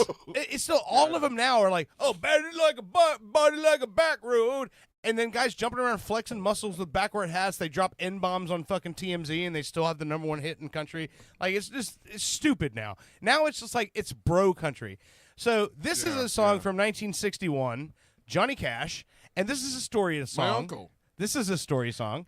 Now, listen to this story, because this story is fucking cold as fuck. Real quick, it's really funny that you're going to this, because I was going to say, can we not all agree that the best songs, no matter what genre it is, rap, country, rock, are the story songs, absolutely, right? absolutely. Always the best. Absolutely. So this song, and just to give you an idea, this song, Johnny Cash did this way, way back in the day, and it's not one of those songs where everyone knows it's Johnny Cash. So, for instance, Dave Matthews Band played this at their Central Park concert, and people are like, oh, this is a beautiful song. They don't know it's a Johnny Cash song that Dave Matthews reworked with his band. Listen to the fucking story in this shit.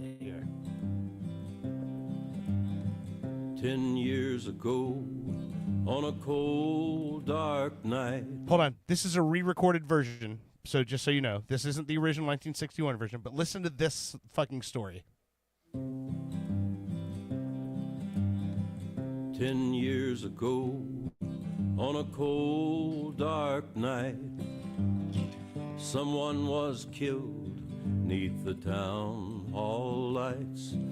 There were few at the scene, but they all agreed that the slayer who ran looked a lot like me. Now she walks these hills in a long black veil. She visits my grave when the night winds wave. Nobody knows, nobody sees, nobody knows but me. What does she know? The scaffold was high and eternity near. She stood in a crowd and shed not a tear. But sometimes at night, when the cold wind moans in a long black veil, she cries o'er my bones. She walks these hills in a long Again, these songs not very long, right? She visits my grave. This third verse is the one where you find out what the fuck happened. What's going on. Yeah. Nobody knows, nobody sees, nobody knows but me. The judge said, son, what is your alibi? If you were somewhere else, then you won't have to die. I spoke not a word, though it meant my life. I'd been in the arms of my best friend's wife. She walks these hills in You a catch this now? long black veil. She Kinda. So his buddy killed him because No. the night winds wave. He's not the guy that killed him, but they said it looked like him. And what's his alibi? He was in the arms. He was banging his best friend's wife that night. He didn't kill the guy, and they're like, "What's your alibi?" And he didn't say anything because he would have had to say that he was banging his best friend's wife. I gotcha. Nobody knows. So, he literally went to the gallows and was hung because he was banging his best friend's wife. All he had to do was go to the judge and go, "Hey, it wasn't me. I was banging Cooter's wife that night." But no, he wouldn't say that, so he was hung because he wouldn't say it. Good for him. It's so funny that we went down the storytelling road because earlier this week I heard a Project Pat song that I completely forgot about. I'd kind of like to play that at some point. Now that we went down the stuff, I don't remember the name of it. We'll have to do it next segment. Okay, that's fine. But I kind of want to play that. It's about like a drug deal gone bad. We can do it with the with Bushy's AI girlfriend for the last segment. There you go. All right. Anyway, yeah, story songs are the best, man. There's actually an album called Phases and Stages by Willie Nelson. I think it was 1974 that record came out. And what's great about it is the album is the story of a basically of like a relationship breaking up. And side A is the woman's perspective of the story. So side A, from the first song to the last song, is her telling her side of it. And then you flip it over to the other side, and it's the man's side of the story of the relationship breaking up. And it's fucking incredible. Because her side starts with, like, washing the dishes, cleaning the... and she's, like, talking about, like, her, like, trying to carry on with her life now that she's gone, or he's gone. And his side starts with, well, it's a bloody merry morning, honey left me in the morning, somewhere in the night. And the guy's just like, I'm flying out to Houston. He's like, he's going out to party, and she's like trying to get her life together. And the guy's like, woo, party time, bitch is gone. Oh, Jesus. I was watching a Knight Rider episode, and like, so, you know, we're talking about kind of like sexism or whatever, and there was an episode where this guy or this lady, her husband disappeared. So Michael Knight is talking to her, and she's like, I got a job. I put him through school. I paid for everything. I supported him. I bought this house for us. And now he's dead. And Michael Knight goes, well, what was your part of the deal? And she goes, I was going to get a baby. like, God damn.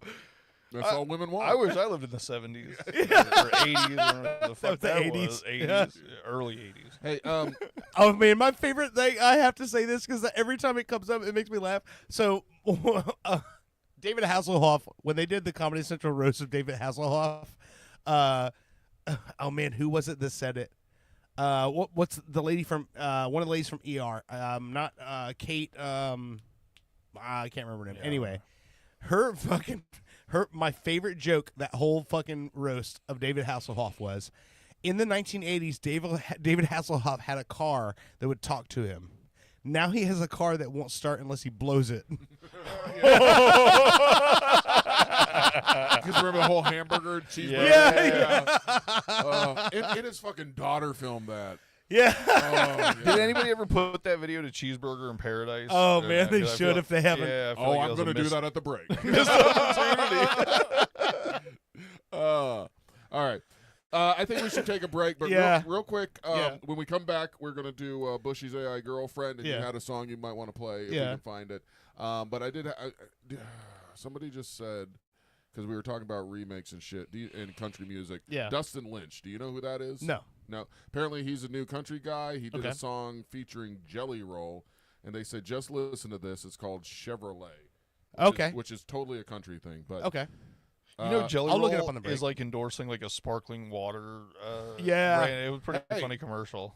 Oh, more power to him. Check in. Yeah, cash in, whatever. And by the way, Bushy will be proud to know this. So, he'll be endorsing non-sparkling. No. I endorse piss. No. Bushy will be proud to know this. So, when SBK was over here and I was working on the guitar, I started talking to him about Bushy's take on Jelly Roll, and he and Kevin, who prides himself in being like a true like hip hop head, and he's like, "What?" He didn't know about Jelly Roll. What? And so then, as I'm telling him, I'm working on his bass, and he is Bluetooth, or he's connected, casting to my TV. He starts looking up Jelly Roll, and he just starts going, "Holy shit!" And he's like, "Dude, this bitch is bad." Yeah, he's a like, good fucking rapper, and then went country. And like I said, I'm not a person that's like, oh, someone's selling out, but the full genre switch and going from like underground rapper dude that all the juggalos like to like every 40-year-old soccer mom I know, he's like their favorite artist now. Yeah. It's just a weird thing. More power to him, but I think the only reason I'm mad is he was such a good rapper that now not doing that and going to a genre that I prefer the least, let's say. I will say I feel a little betrayed. And you know, like I said, I can see that. More power to him. See, I'm happy for him. I don't feel like his music is country. You know, I think it's just. It feels to me more like it's more like like here's Southern rock. I don't know. I don't pay attention to it. Okay, so this won't mean anything to anybody. I mean, like maybe one person ever hears. It feels like Stax Records stuff, like early '70s when it was like you had Motown and you had Stax. Stax Records was from Memphis, and it was the Memphis like Delta area. So it's like Southern soul, R&B. Soul. No, it was like soul R&B, Southern rock, like from Memphis area, and then you had the Detroit, which was the northern side. And that's what it feels like. It feels like he feels like a Stax record artist to me. So here I don't think that I think what he's doing now is great. I think it's good for him. I think it's good for music when you have a guy that does that. But at the same point, when Bushy told me about that and I started listening to his rap stuff, the part that hurt me was like I watched it and I go, he's not just like a mascot. Like, he's really fucking good. Oh, absolutely.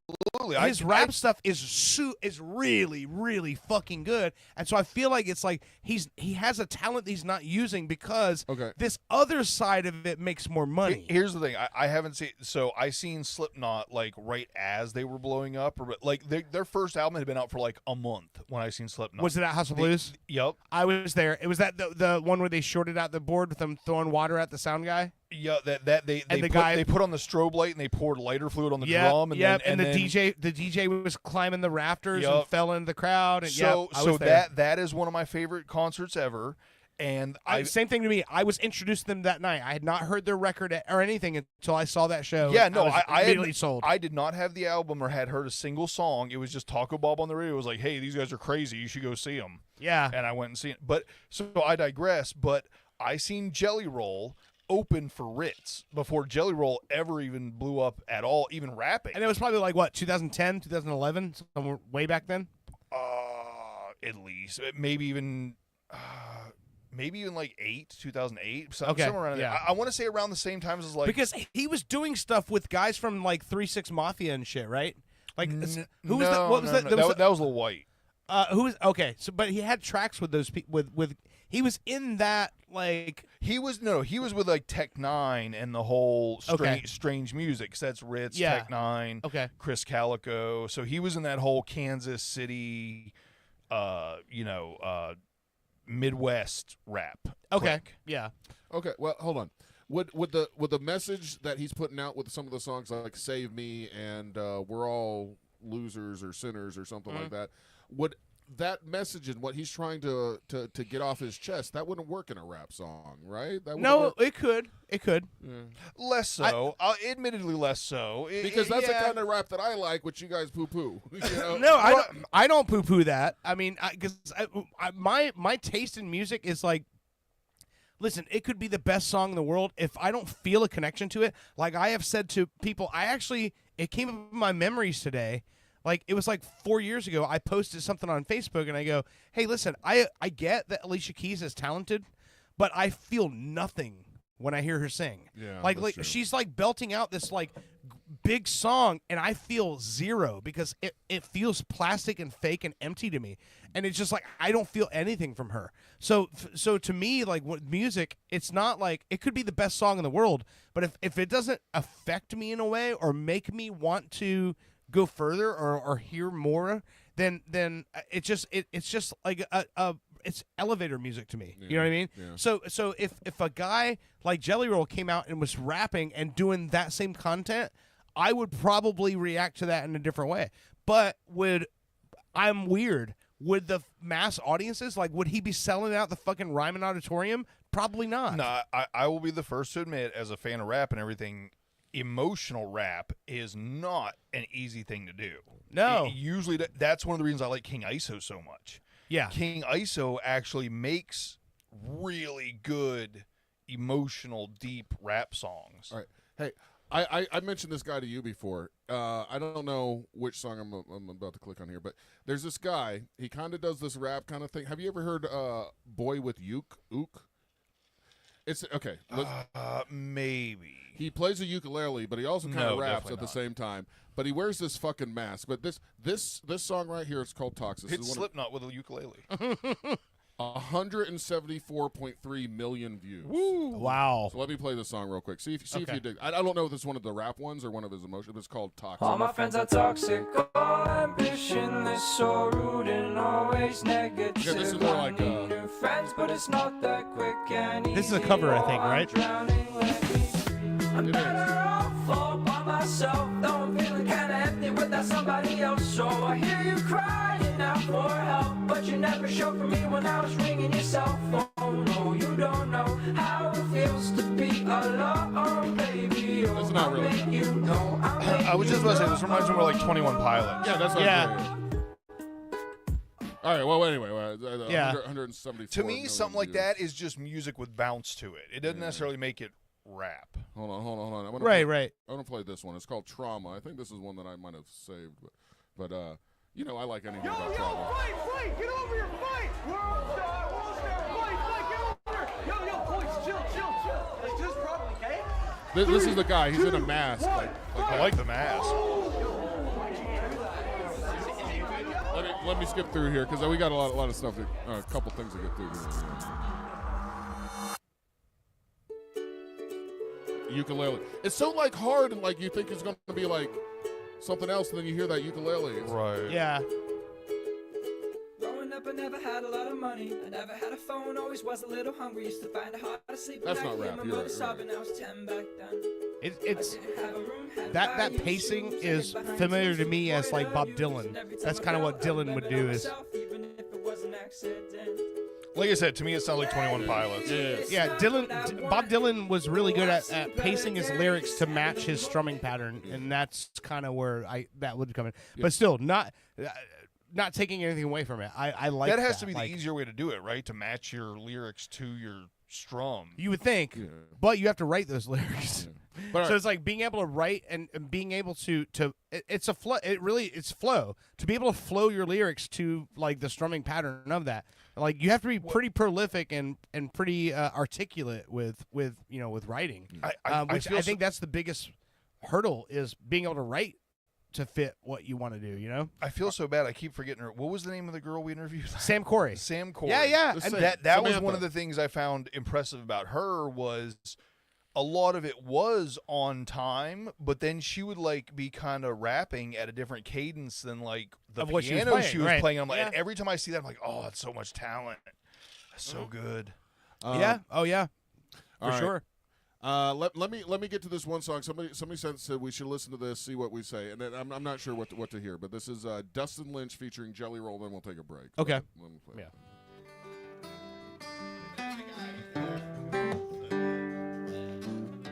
She was dressed to kill. I was in my boots.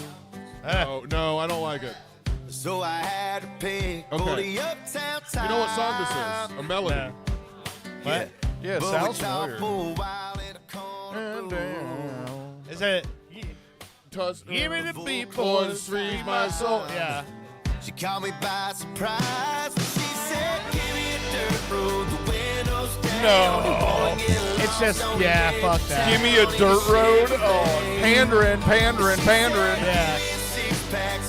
Oh, fuck, this is the worst shit, bro. Man. I hate that. I hate whoever.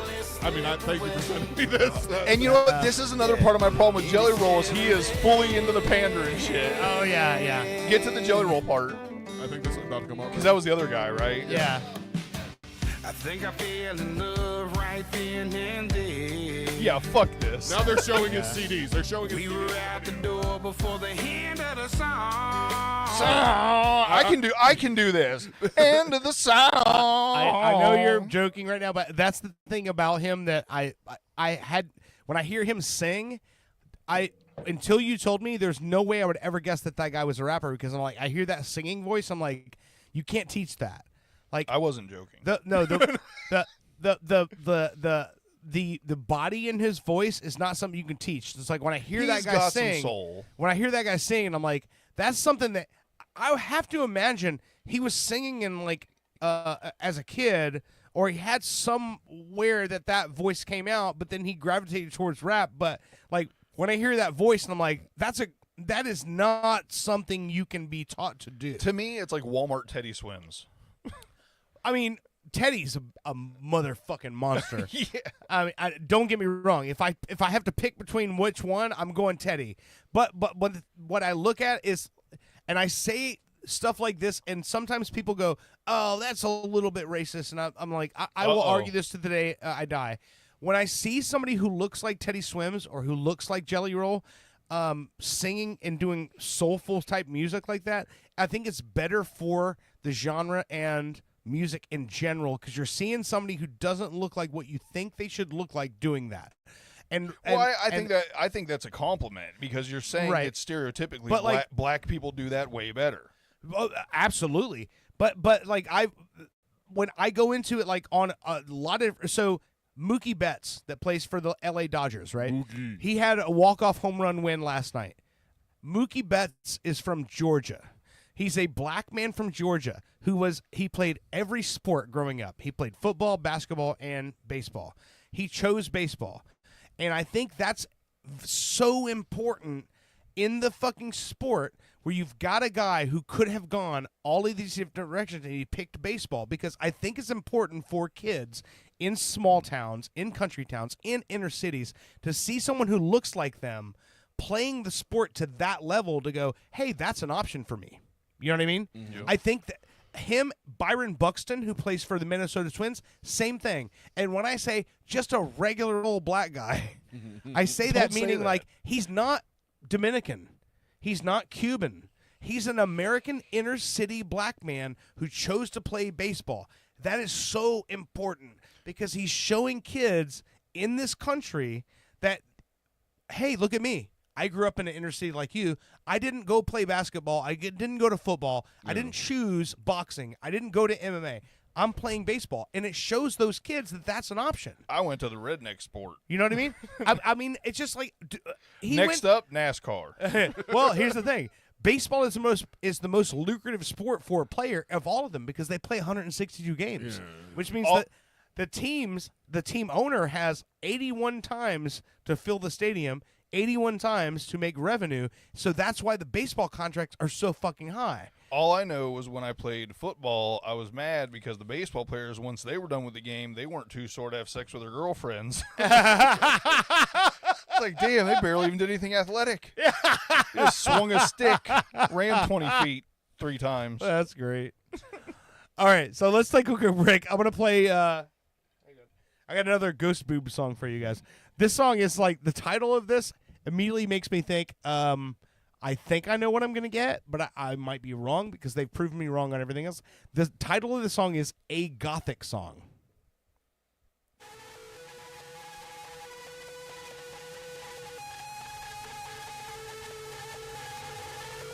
Sounds very Manson, right?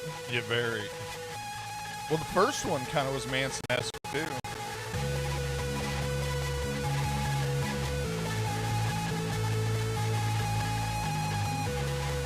Actually, kind of feels a little Tool. Yeah.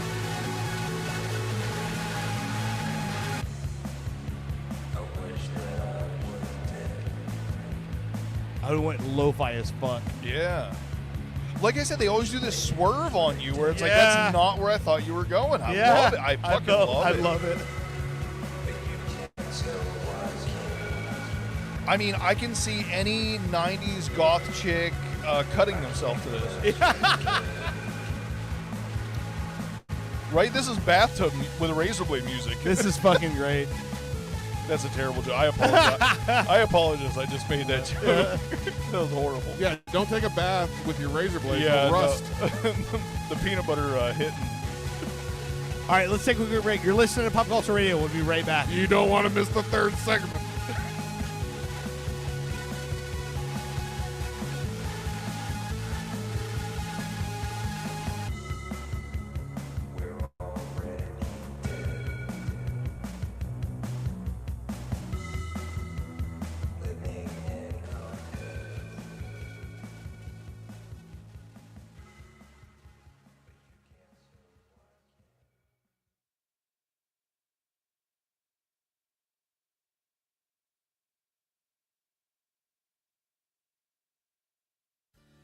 Baseball, apple pie, your grandmother's fried chicken. These are great institutions of the American dream. And let us not forget another icon of the greatest country on earth, a German-style Mexican imitation lager. Now that's America. Here at Badass Hangry Eagle Brewery, we've been bottling up freedom for over 6 years, and we encourage every American to embrace their God-given freedom with their lips. Want to work as a pedicab driver and play Pokemon Go all day while enjoying one of our Imperial Cuck Stouts? The Badass Hangry Eagle says, "You do you, brah brah." Literally, we trained one. It says that. America. Badass Hangry Eagle Brewery. America AF. Badass Hangry Eagle Brewery!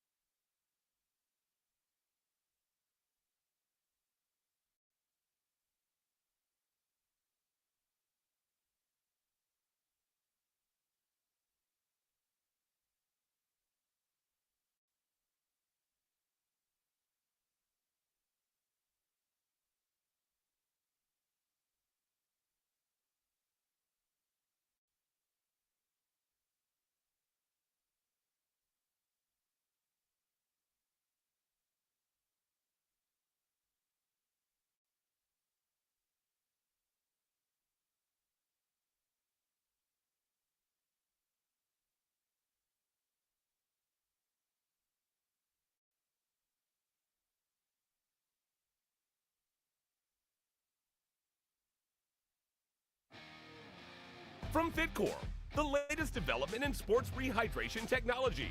Boston Sports Chowder. You lead an active lifestyle, and you love a hearty chowder. Fitcore's patented ergonomically designed chowder flagon effectively replenishes vital body chowders lost during a hard workout. Creamy, powerful, piping hot. Boston Sports Chowder. Get you off of the bench and back in the f***ing game. In a world of journalistic excellence Can I get your opinion? comes a man with no formal training. How do you feel about Kraft Newberg? This is Fritz on the Street.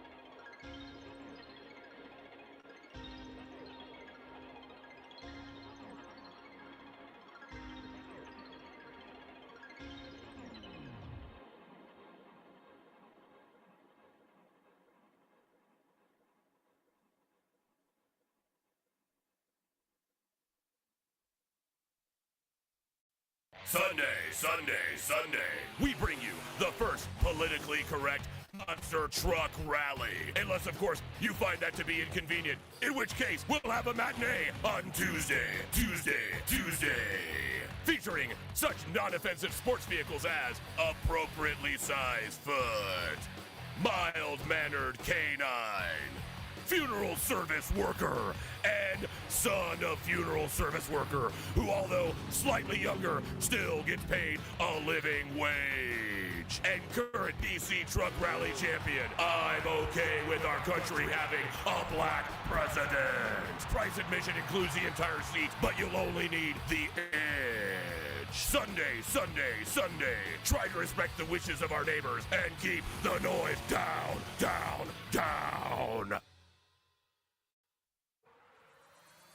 Tonight at 9 on Orlando's Super TV3. She's a nun with a secret past. I must confess, I've never ever taken confession, never. He's a 12-year-old genius who plays by his own rules. Oh, DDoS hack of NORAD? Child's play. First, soccer practice. Together, they are Penguin and the Rookie. It's never gonna work, Rookie. That's what my mom said about birth control. Two paths, one journey, where salvation and puberty collide. Defuse the bomb already, honey. I can still catch happy hour. Chill out, you old bird. I have 15 seconds and 10 are for boobies. Start the habit. Penguin and the Rookie on Orlando's Super TV3. After a local Ponzi scheme pulled the wool over my eyes, attorney Crab Newberg was able to recover my life savings, $36,000. Thank you, Mr. Newberg. You're welcome, Chet. I was honored to recover over $40,000 for Chet after a local gym took him for a dumbbell. And I'd be willing to help you too. I've graduated from an accredited law school and passed an intensive examination in the state of Florida. Ponzi schemes are illegal. You don't need two other friends to tell you. Visit AskTheCrab.com. That's crab with a K, and you've got a case.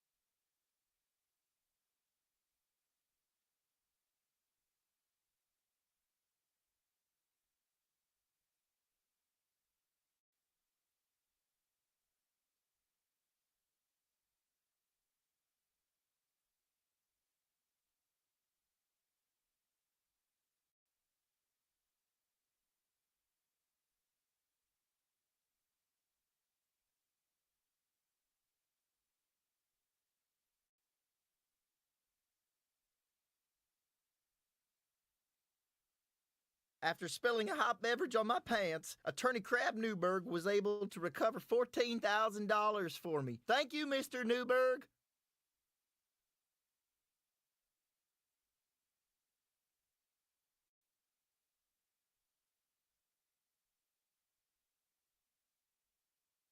However, I specialize in only one area, you. Go to AskTheCrab.com and see what Crab Newberg can do for you. With Crab Newberg, you've got a case. After my grunkle misdiagnosis, Attorney Crab Newberg was able to recover $140,000 for me. Thank you, Mr. Newberg. You're welcome, Valentino. I was honored to recover $140,000 for Valentino, and I'd be willing to help you too.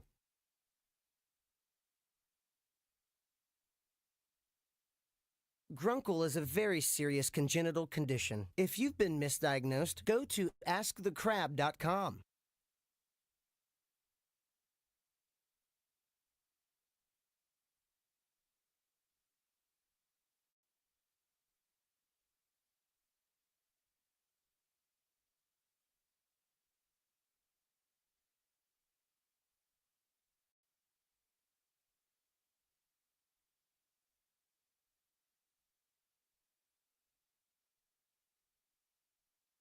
After being laid off, Attorney Crab Newberg was able to recover $2.1 million for me. Thank you, Mr. Newberg. You're welcome, Joe. I was honored to recover $2.1 million for Joe after he was fired from his job, and I'd be willing to help you too. I've graduated from an accredited law school and passed an intensive examination in the state of Florida. No one has the right to treat you like dirt, but if they do, I will make them pay. Simply go to AskTheCrab.com and see what Crab Newberg can do for you.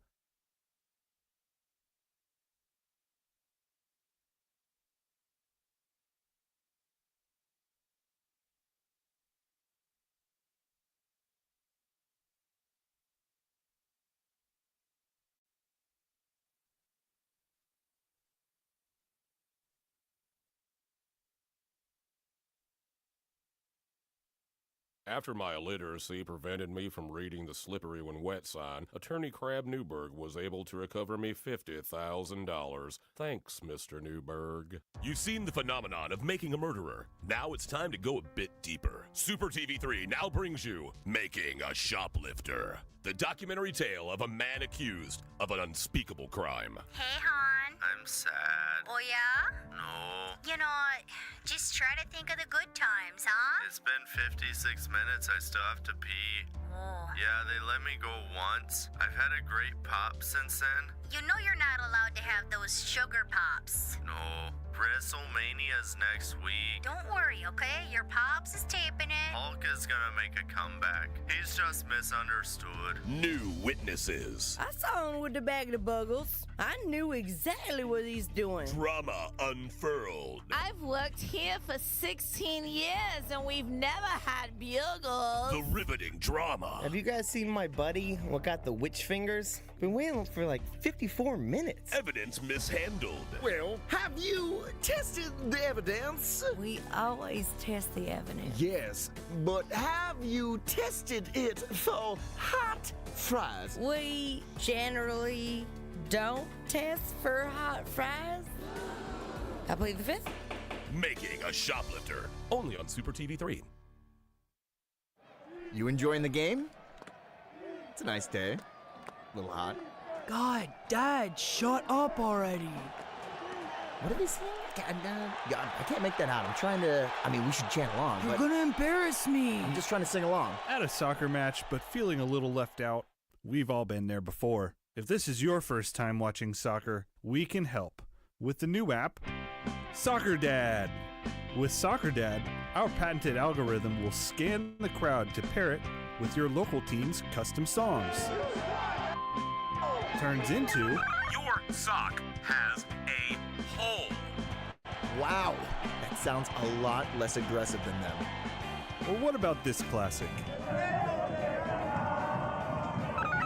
Your neighbors drive a car. Hey, our neighbors do drive a car. You're so stupid, Dad. I hate you. I'm just trying to be your friend. Soccer Dad. We can't make your kids like you, but we'll try. From the makers of Sicker.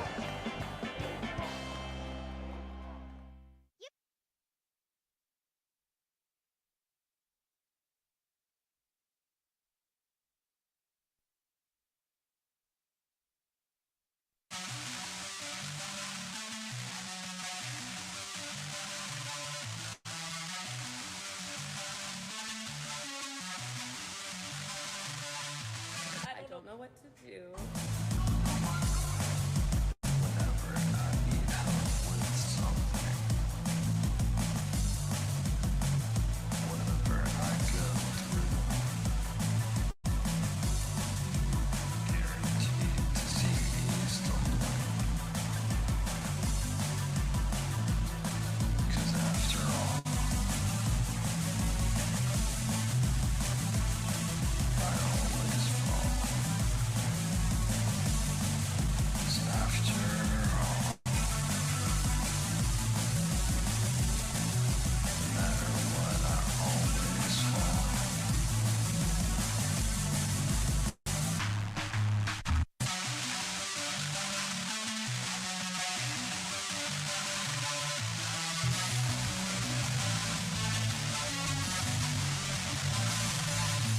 I can't count on you.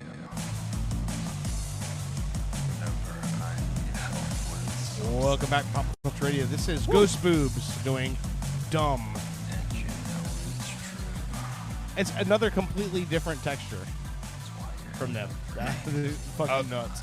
I like every song you played. Yeah. No, these guys are fun, man. You can find them on Spotify, on all the streaming platforms. It's Ghost Boobs, all one word, except add an extra S. So it's GHOSTBOOBSS. And they're on all the streaming platforms. They have a lot of content, a lot of stuff. And I think that, let's see, going all the way back, their earliest stuff is 2020. So, I mean, just in the last 5 years, they probably have 20 songs they've released. Wow. Yeah. So, yeah, it's definitely worth a listen. And just scour it. Here's what I say. Whenever you hear a band, go through the catalog, hunt and peck around, jump around, check out different albums, different singles, different things. And because you might find something you like, and they may just be kind of testing the waters to see what they like, right? Let them know what you like, and maybe that'll end up being what they, focus on.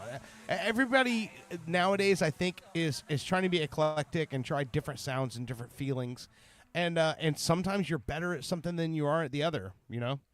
What I like, it doesn't sound like it's got nostalgia to it, but it's the vibe. It doesn't sound like a song you've heard already necessarily. No, it feels authentic, though. Yeah, it doesn't feel like they're trying to be nostalgic. It feels like that this is the music they like, and so they're making music like what they like, Yep.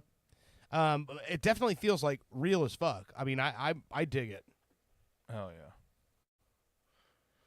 Did you find that Project Pat? I'm going to look it up right now. I thought Owen was going to jump in with something, but he's over there hunting, pecking away right there. I'm Are you making an AI song, good sir?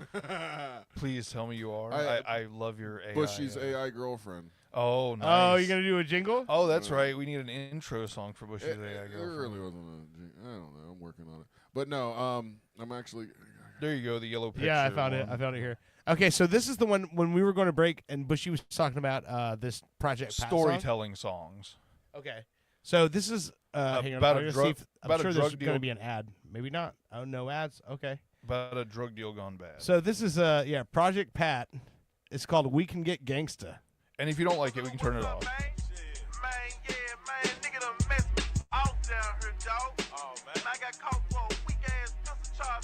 Well, Project Pat, his voice always sounds like a guy you know. You know what I mean?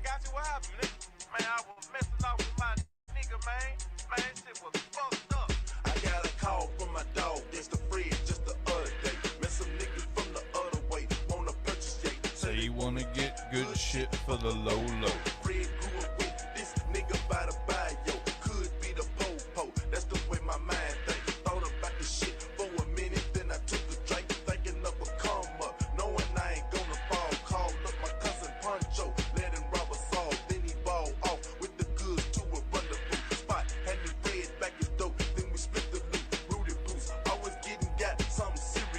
Infatuated by the game, very curious. Killed a cat? Project Pat. Project Pat, yeah. I thought somebody killed a cat. I was about to get upset. I love that line. I love that line. Getting old never worries me. I don't give a fuck.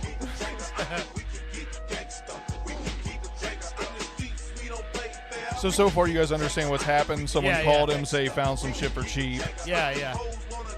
But he's going to do the deal, but he also called his buddy for some backup, because he don't know the people. Yeah.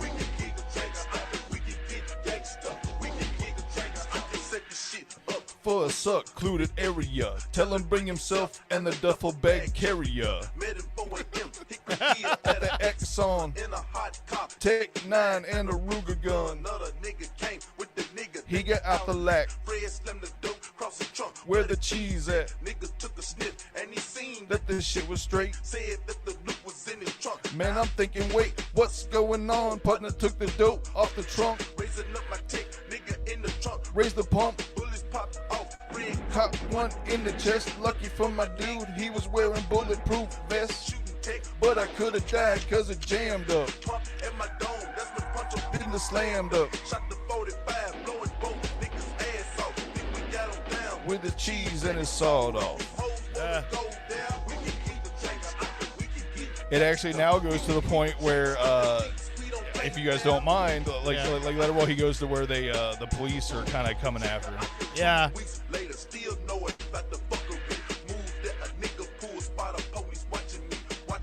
Cause I fit description of a suspect pulling me over, now he asking where my license at. Officer, I done let my wallet at the house, sir. Still took me downtown cause the police don't care.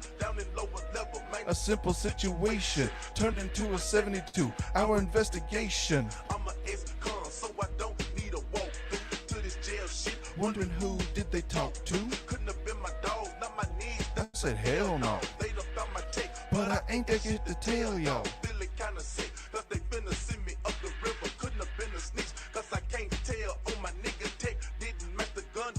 About to let me go, stuck with the gun charge, violated my parole. This song is so hard. Anyway, that's the whole story, but it's a whole story, right? It goes from the start, from the setup, to the deal, to the interrogation. Stories like that. So stories like this are always interesting to me because he's telling a story about a life I know nothing about. But it's like I can't imagine like walking into situations like that where he goes, "Oh yeah," and then guns start going off, and you're clear-headed enough to go, "Oh, let me make sure to grab the drugs and yeah, the gun yeah, of the people that we just killed before we get out of here, and get some sort of some sort of Come on. clearance or find a place where you're not gonna get hit or whatever. That stuff is crazy to me. wearing a bulletproof vest, or he would have died that night. Yeah, I don't know, yeah. I love that song. It's a great Yeah, great it's storytelling song. definitely one of those things where it's like I think of hearing a story and it's like of a life that I don't know anything about. That's what I've makes said it it interesting before. to me. I've Like, said it before. It's like if the mafia FaceTimed everything.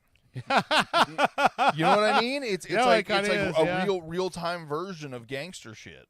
Yeah, no, I can see that. I can see that for sure. Definitely. All right, I'm pulling up Definitely, the song. definitely gangster shit. Yeah, definitely gangster shit. Definitely Wapner. Was that that was Hoffman. Dustin Hoffman, Rain Rain Man. Man? Yeah, Definitely Wapner. By the way, if you guys don't know, Kim Peek is a real man.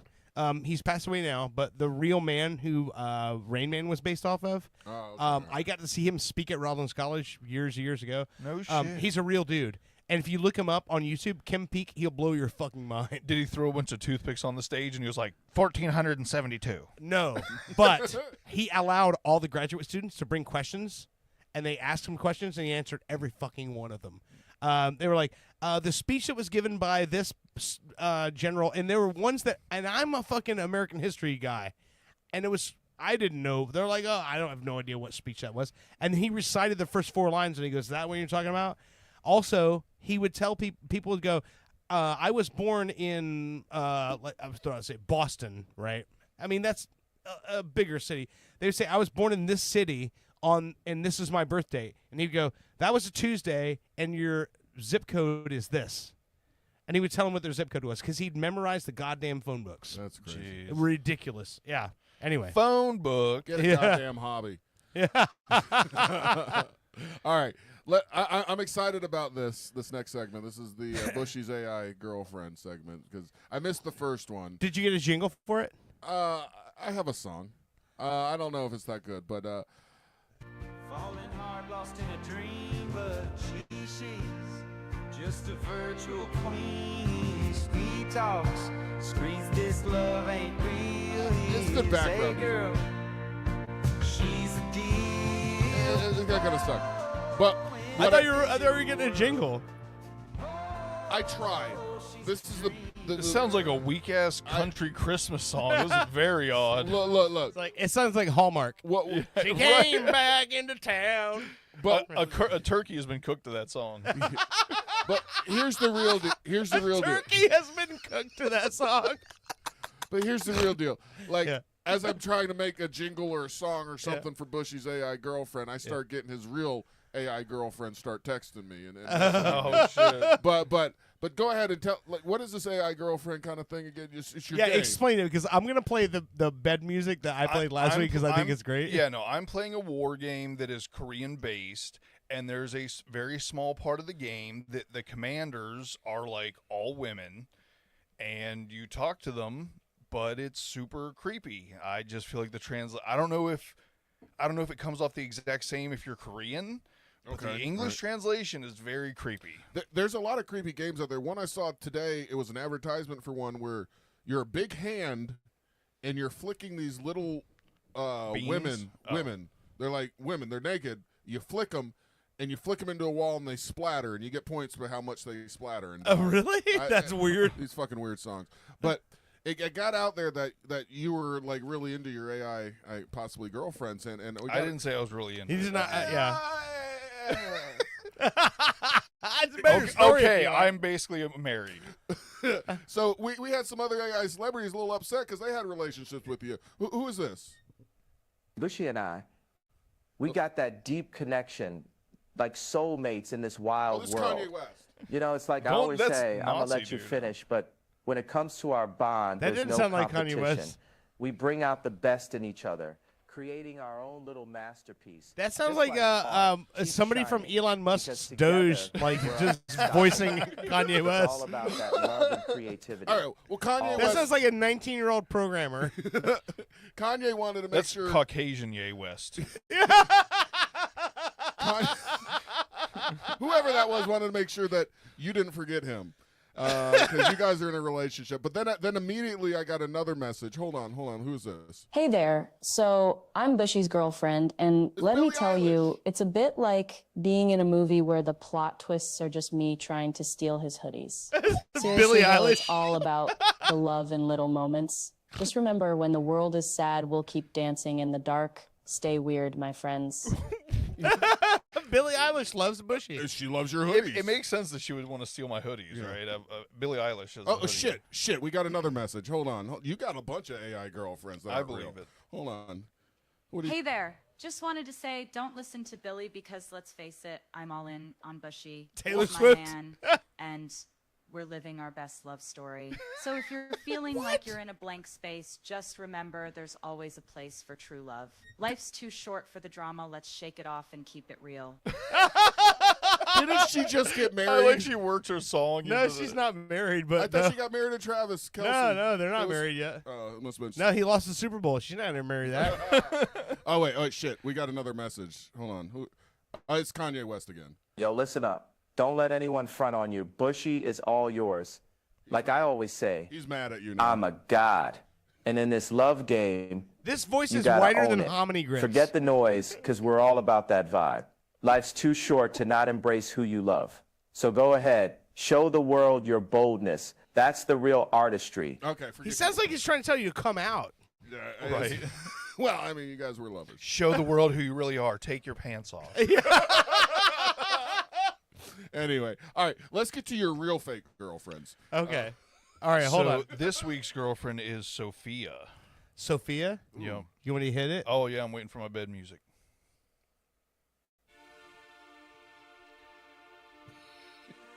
Is this it, or is this a different one? This is it. Sounds like Barbie Girl. No, it's gonna. Here we go. Is it? Oh, it's a long intro. This isn't Careless Whisper. It is. There we go. Okay, here we go. Chief, are you still up? I can't sleep. Let's chat for a bit. I'll pay. Toothless Pete. My rates are high. Your wallet, barely enough for a hello. Sophia. Really? So what other services do you offer? Send me a price list. I've got money to burn. If I want it, I get it. And I need some services now. And you reply to these? No, it's all automatic. automatic. Yeah, and then you just click. So Toothless Pete replies, all right, want me to hook you up with a guy? Sophia, I don't just take anyone. Plus, the hottest guy is right on my lips. Why bother looking for someone else? Wait. Have I met that guy you're talking about? Toothless Pete, absolutely. Sophia, blushing. You're making me blush. So when can you bring him over to my room? I want to get to know him. Toothless Pete, he's totally catching on to the heat you're throwing. Sophia, well, that's not my heat. This is Sexy Pig. So this game, it creates all this for you, and it's on your phone, and you wake up. I wake up? What do you... I mean, like when you look at your phone. No, like I said, it's a war game. It just, in my base, there's a little thing called a villa, and you click on that, and each day you talk to these AI girlfriends. But hold on. But the thing is, the pictures they send you. I wouldn't do it if I didn't get in-game currency. Like, I could give a fuck about that. It's weird, it's creepy, but I get diamonds for it. So that's why we do it, guys. But the pictures they send you are straight up like G-string up the middle with like lips coming out the sides. Like the pictures are like the pictures have gone. Oh, so I've had friends for years that are like, oh, I only play women characters in video games. If I'm gonna have a camera behind a character for 14 hours a day, it's gonna be the female form. I'd rather see that than a dude. And I was always just like, well, no, I'm a guy. I play a guy. You know what I mean? Like it just makes sense to me. But also, I always thought it was stupid because we were never at a level where graphics, whatever you want to call it, looked realistic. Right. And, I mean, for just being a mobile game, like, we're getting there. Like, they're pretty pretty impressive. Yeah, like I said, the biggest thing was there was never lips, so to speak. You know what I mean? And, like, now they're incorporating lips out of pixels. So we got lip pixels, pixel lips. It's crazy. Owen's working on something right now. He definitely is. No. He hates my new segment. He's No. fuck that shit. I'm looking for games. Last Z Shooter. That's the one. Not gonna find it. But man, when you like download the game, Owen's like, I want to chat with hot bitches. I do a search for like some of the keywords he says, just so I can relate, and like other shit comes up. Gay or hot sexy chicks text you. A lot of shit. Apparently, like 3 miles away, bitches are ready. but do you get the one who's like, want to fuck ugly chicks? Yeah. I'm like, what? or the granny ad came up. There are grannies around the corner ready to fuck, and like all grannies want your pee-pee. I'm not. First off, I have a granny. She's still alive, and I wouldn't do that to somebody else's granny. Hey, what smells worse, children or old people? Old people. See, old people. I fucking agree, and I've always. Oh no, you don't understand. When you have a kid, their stink is the worst stink. And I'm like, well, because the diaper's a foot from your face. Yeah. No. Definitely the diaper messes. Like I have to cover up, and I know there's ring camera video footage of me just freaking out. I just. That should be a segment you should play. Owen's freak out ring cam footage. No, look. I was prepared to change diapers. I mean, I've had dogs for a long time. I know what shit's like on the floor, and you have to clean it up, shit like. But yet again, that's not right up close to your face. It's not right up close. It's not right all over, like in a child's butt and all over. Dude. I still say it's situational. You put an old person's diaper up to your face, it's worse than a baby diaper. Oh, you're talking about old people's. I wasn't even thinking. I just thought old people smell in general. Yeah, worse. The worst. I want.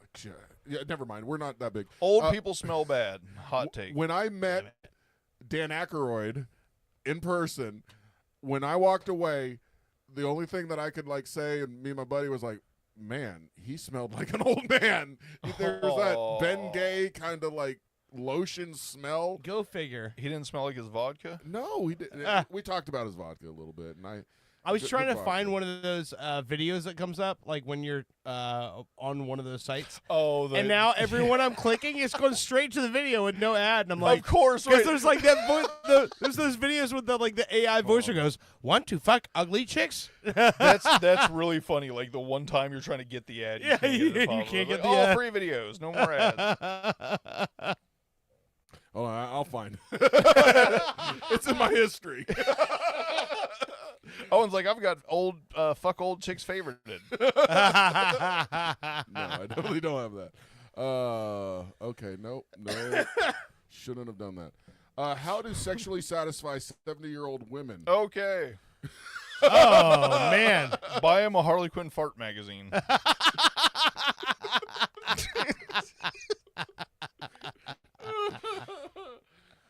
That shit is. I'm actually gonna read that. I haven't read a book in 15 fucking years, and I'm embarrassed to say the first. It's a 4-minute YouTube video. You're cool. I'm gonna read that magazine. Oh, that okay. Or the comic book. It's all yours, bro. Yeah, I'm not. It's like the ads. That's aren't basically available. my Gone with the Wind. Gone with the Wind. That's funny. Thank you. You're fucking funny. Did you mean to do that? Yes, I did. Okay. Fucking funny. I got it. Hold on. How to pleasure older? Yeah. None of this stuff is what I want on my. I'm closing it. Oh man. I didn't close the window. I just closed the. I'll look at it later. Okay. Oh man. I'll research it really hard for next show. All right. I think we got through everything we got. I think so. Your girlfriend. Is that everything? This wasn't a very long segment, was it? No, I mean we've done like 2.5 hours of content. Okay. Yeah. How much more do you need? Get Aaron Fector on the line. Yeah. Oh, actually, you don't have Aaron Fector. We have Darren Infection on the line. And what? Never mind. It's going to be his alter ego. I'm working on man. it. He calls up and he infects people with like crabs. Okay. That's a great idea. Darren Infector. It's probably not, but I'm just saying. I'm going to go along with whatever. I would say, is it? I told you. Third segment with this much screwball turns us all on me mainly. Well, the fact the three of us kill a whole bottle. Yeah, is no, pretty, it's and also I've felt anyone who listens to this show, I've been way drunker on this show. Yes. I have run this show drunker than I have woken up on Sunday morning and not remember what we fucking talked about before. That doesn't do it to me. Yeah, I can drink that whole bottle, nothing. So listen, before we end the show tonight, we have to promote this upcoming event we got. That's right. I forgot about that. is So it next week? No, it's like April a month. 19th. Okay. April 19th, Saturday night. It's a Saturday night. So we have done a live broadcast before, but the last time we did a live broadcast was Metal Joe's birthday at Thirsty Whale. We were outside. We were kind of doing our show, and then inside they were doing their show. This event. What I remember best about that night is the owner had no clue we were coming. Yeah. It was fun. I had a lot of fun that night for sure. So this event, this night, we're going to be on the stage. We are the show that night. Do they know we're coming? Yes. Okay. Yes. No, No. be a first. So listen, here's what I'm saying. Like this in my mind and the way I am planning this out. This is the way a live show should be done. Because we're on the stage, we are the entertainment for the night. Meaning that everyone who's coming to the venue that night is coming to sit in the audience and watch us do a live show and participate in us doing a live show. We're not in like a booth in the corner in the back somewhere? No, we are on the stage. We are doing the show. And it is at... I was going to say, now I've got anxiety. I don't... No, trust me, dude. This is going to be one of the greatest nights of your life. I think I'd rather speak at the funeral. Yeah. Pick a record, leave. Because we are doing a live show at Austin Coffee and Film in Winter Park on Fairbanks. This is the venue that my brother Fritz used to work the counter there. Yeah, I was just about to say, is this where he did his solo show? Yes, yeah. This is where I used. No, it's not Stardust, the one you saw him do the solo show at. Okay, This is the show. This is the venue that he was working at when he recorded the Exuberance of Peachtree, his first Mumpsy album. Have I been to Austin? I don't think you've been there. Okay. It's a really cool art bohemian place. So a lot of the artwork that's hanging around the room here with us is Morgan Steele. Morgan painted that entire building on the inside. The bathroom, everything is Morgan Steele. This is the venue that was my it's almost my origin story. So I was playing music. Owen knew me way before Austin Coffee, but Austin was the place where I walked in the door that day, and Fritz was like, "Hey, I just got this job at this coffee shop, and they play music there all the time.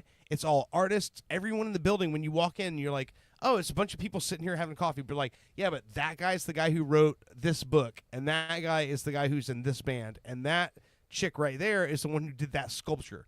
So it's all artists. It's really bohemian, just a really cool, creative space.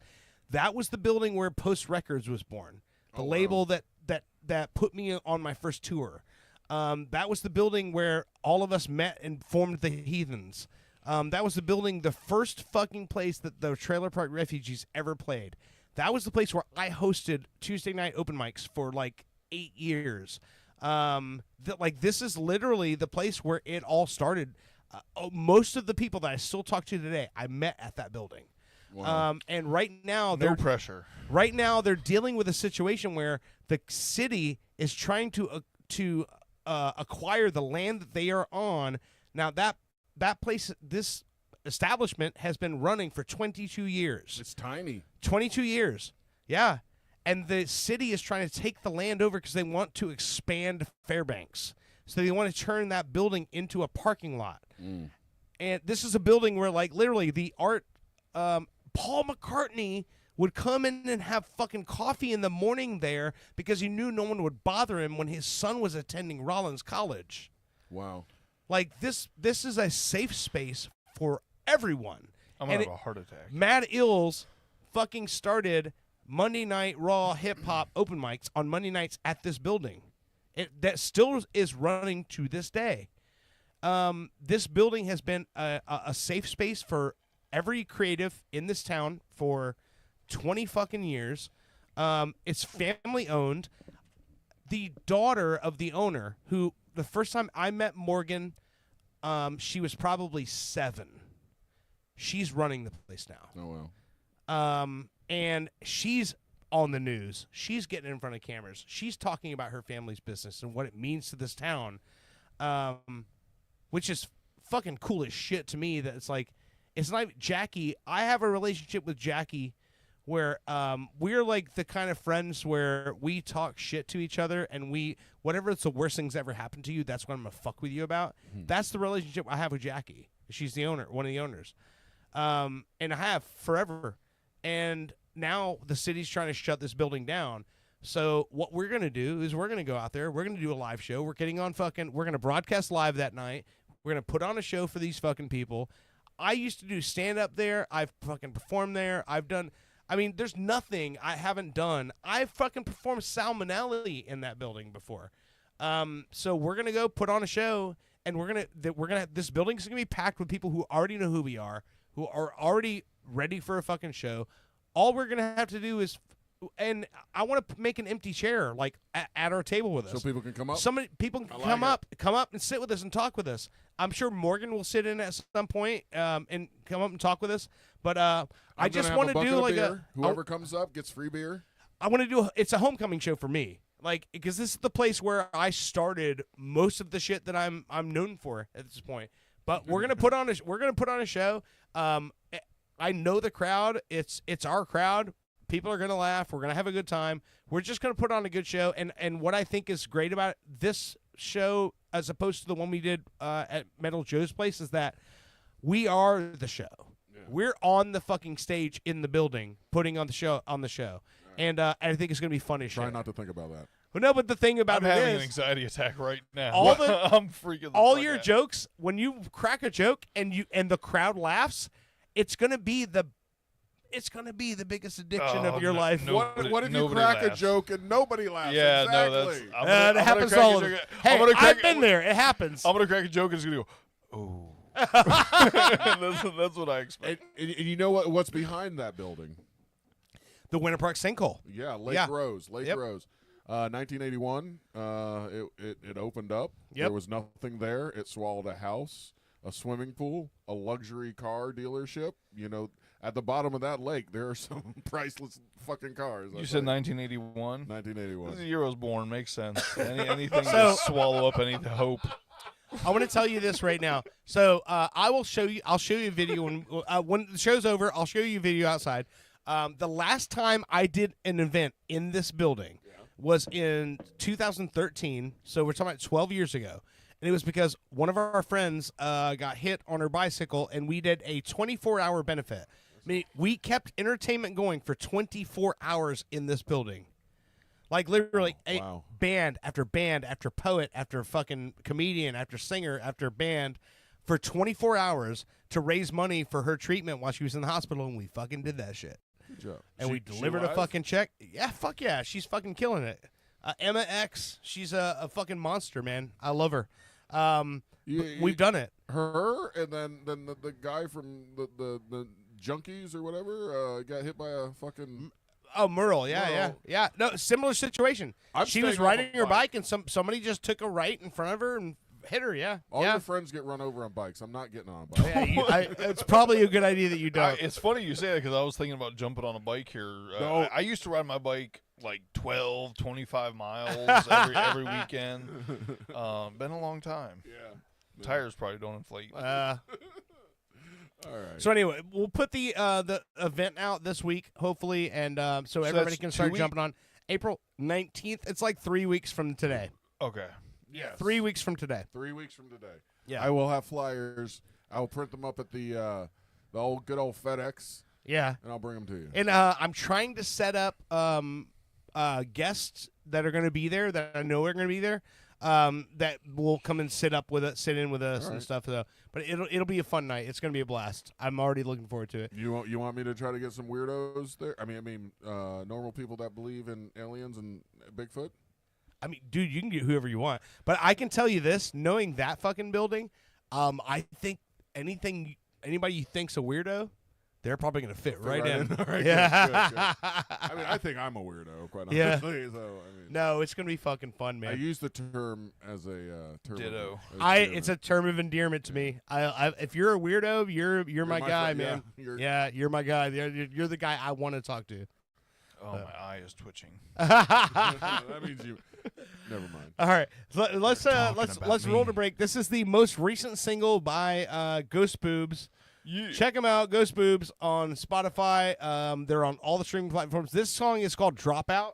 I'm definitely gonna be jamming this on my and way this home. is the newest single here.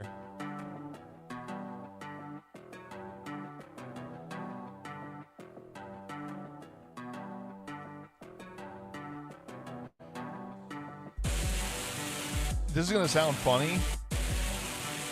Techno Local H. Yes. Right? Yeah.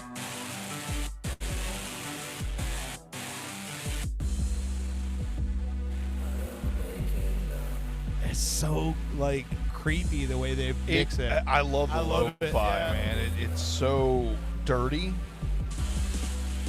You know what I mean? It's grimy. Yeah.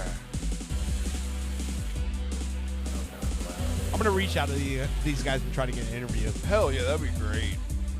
This is like a pit bull guarding a '57 Cadillac. Yeah, that's some fucking imagery, man. That's great. Right? Yeah, no, it is. All right, you've been listening to Pop Culture Radio. We will see you again next week. Have a good evening.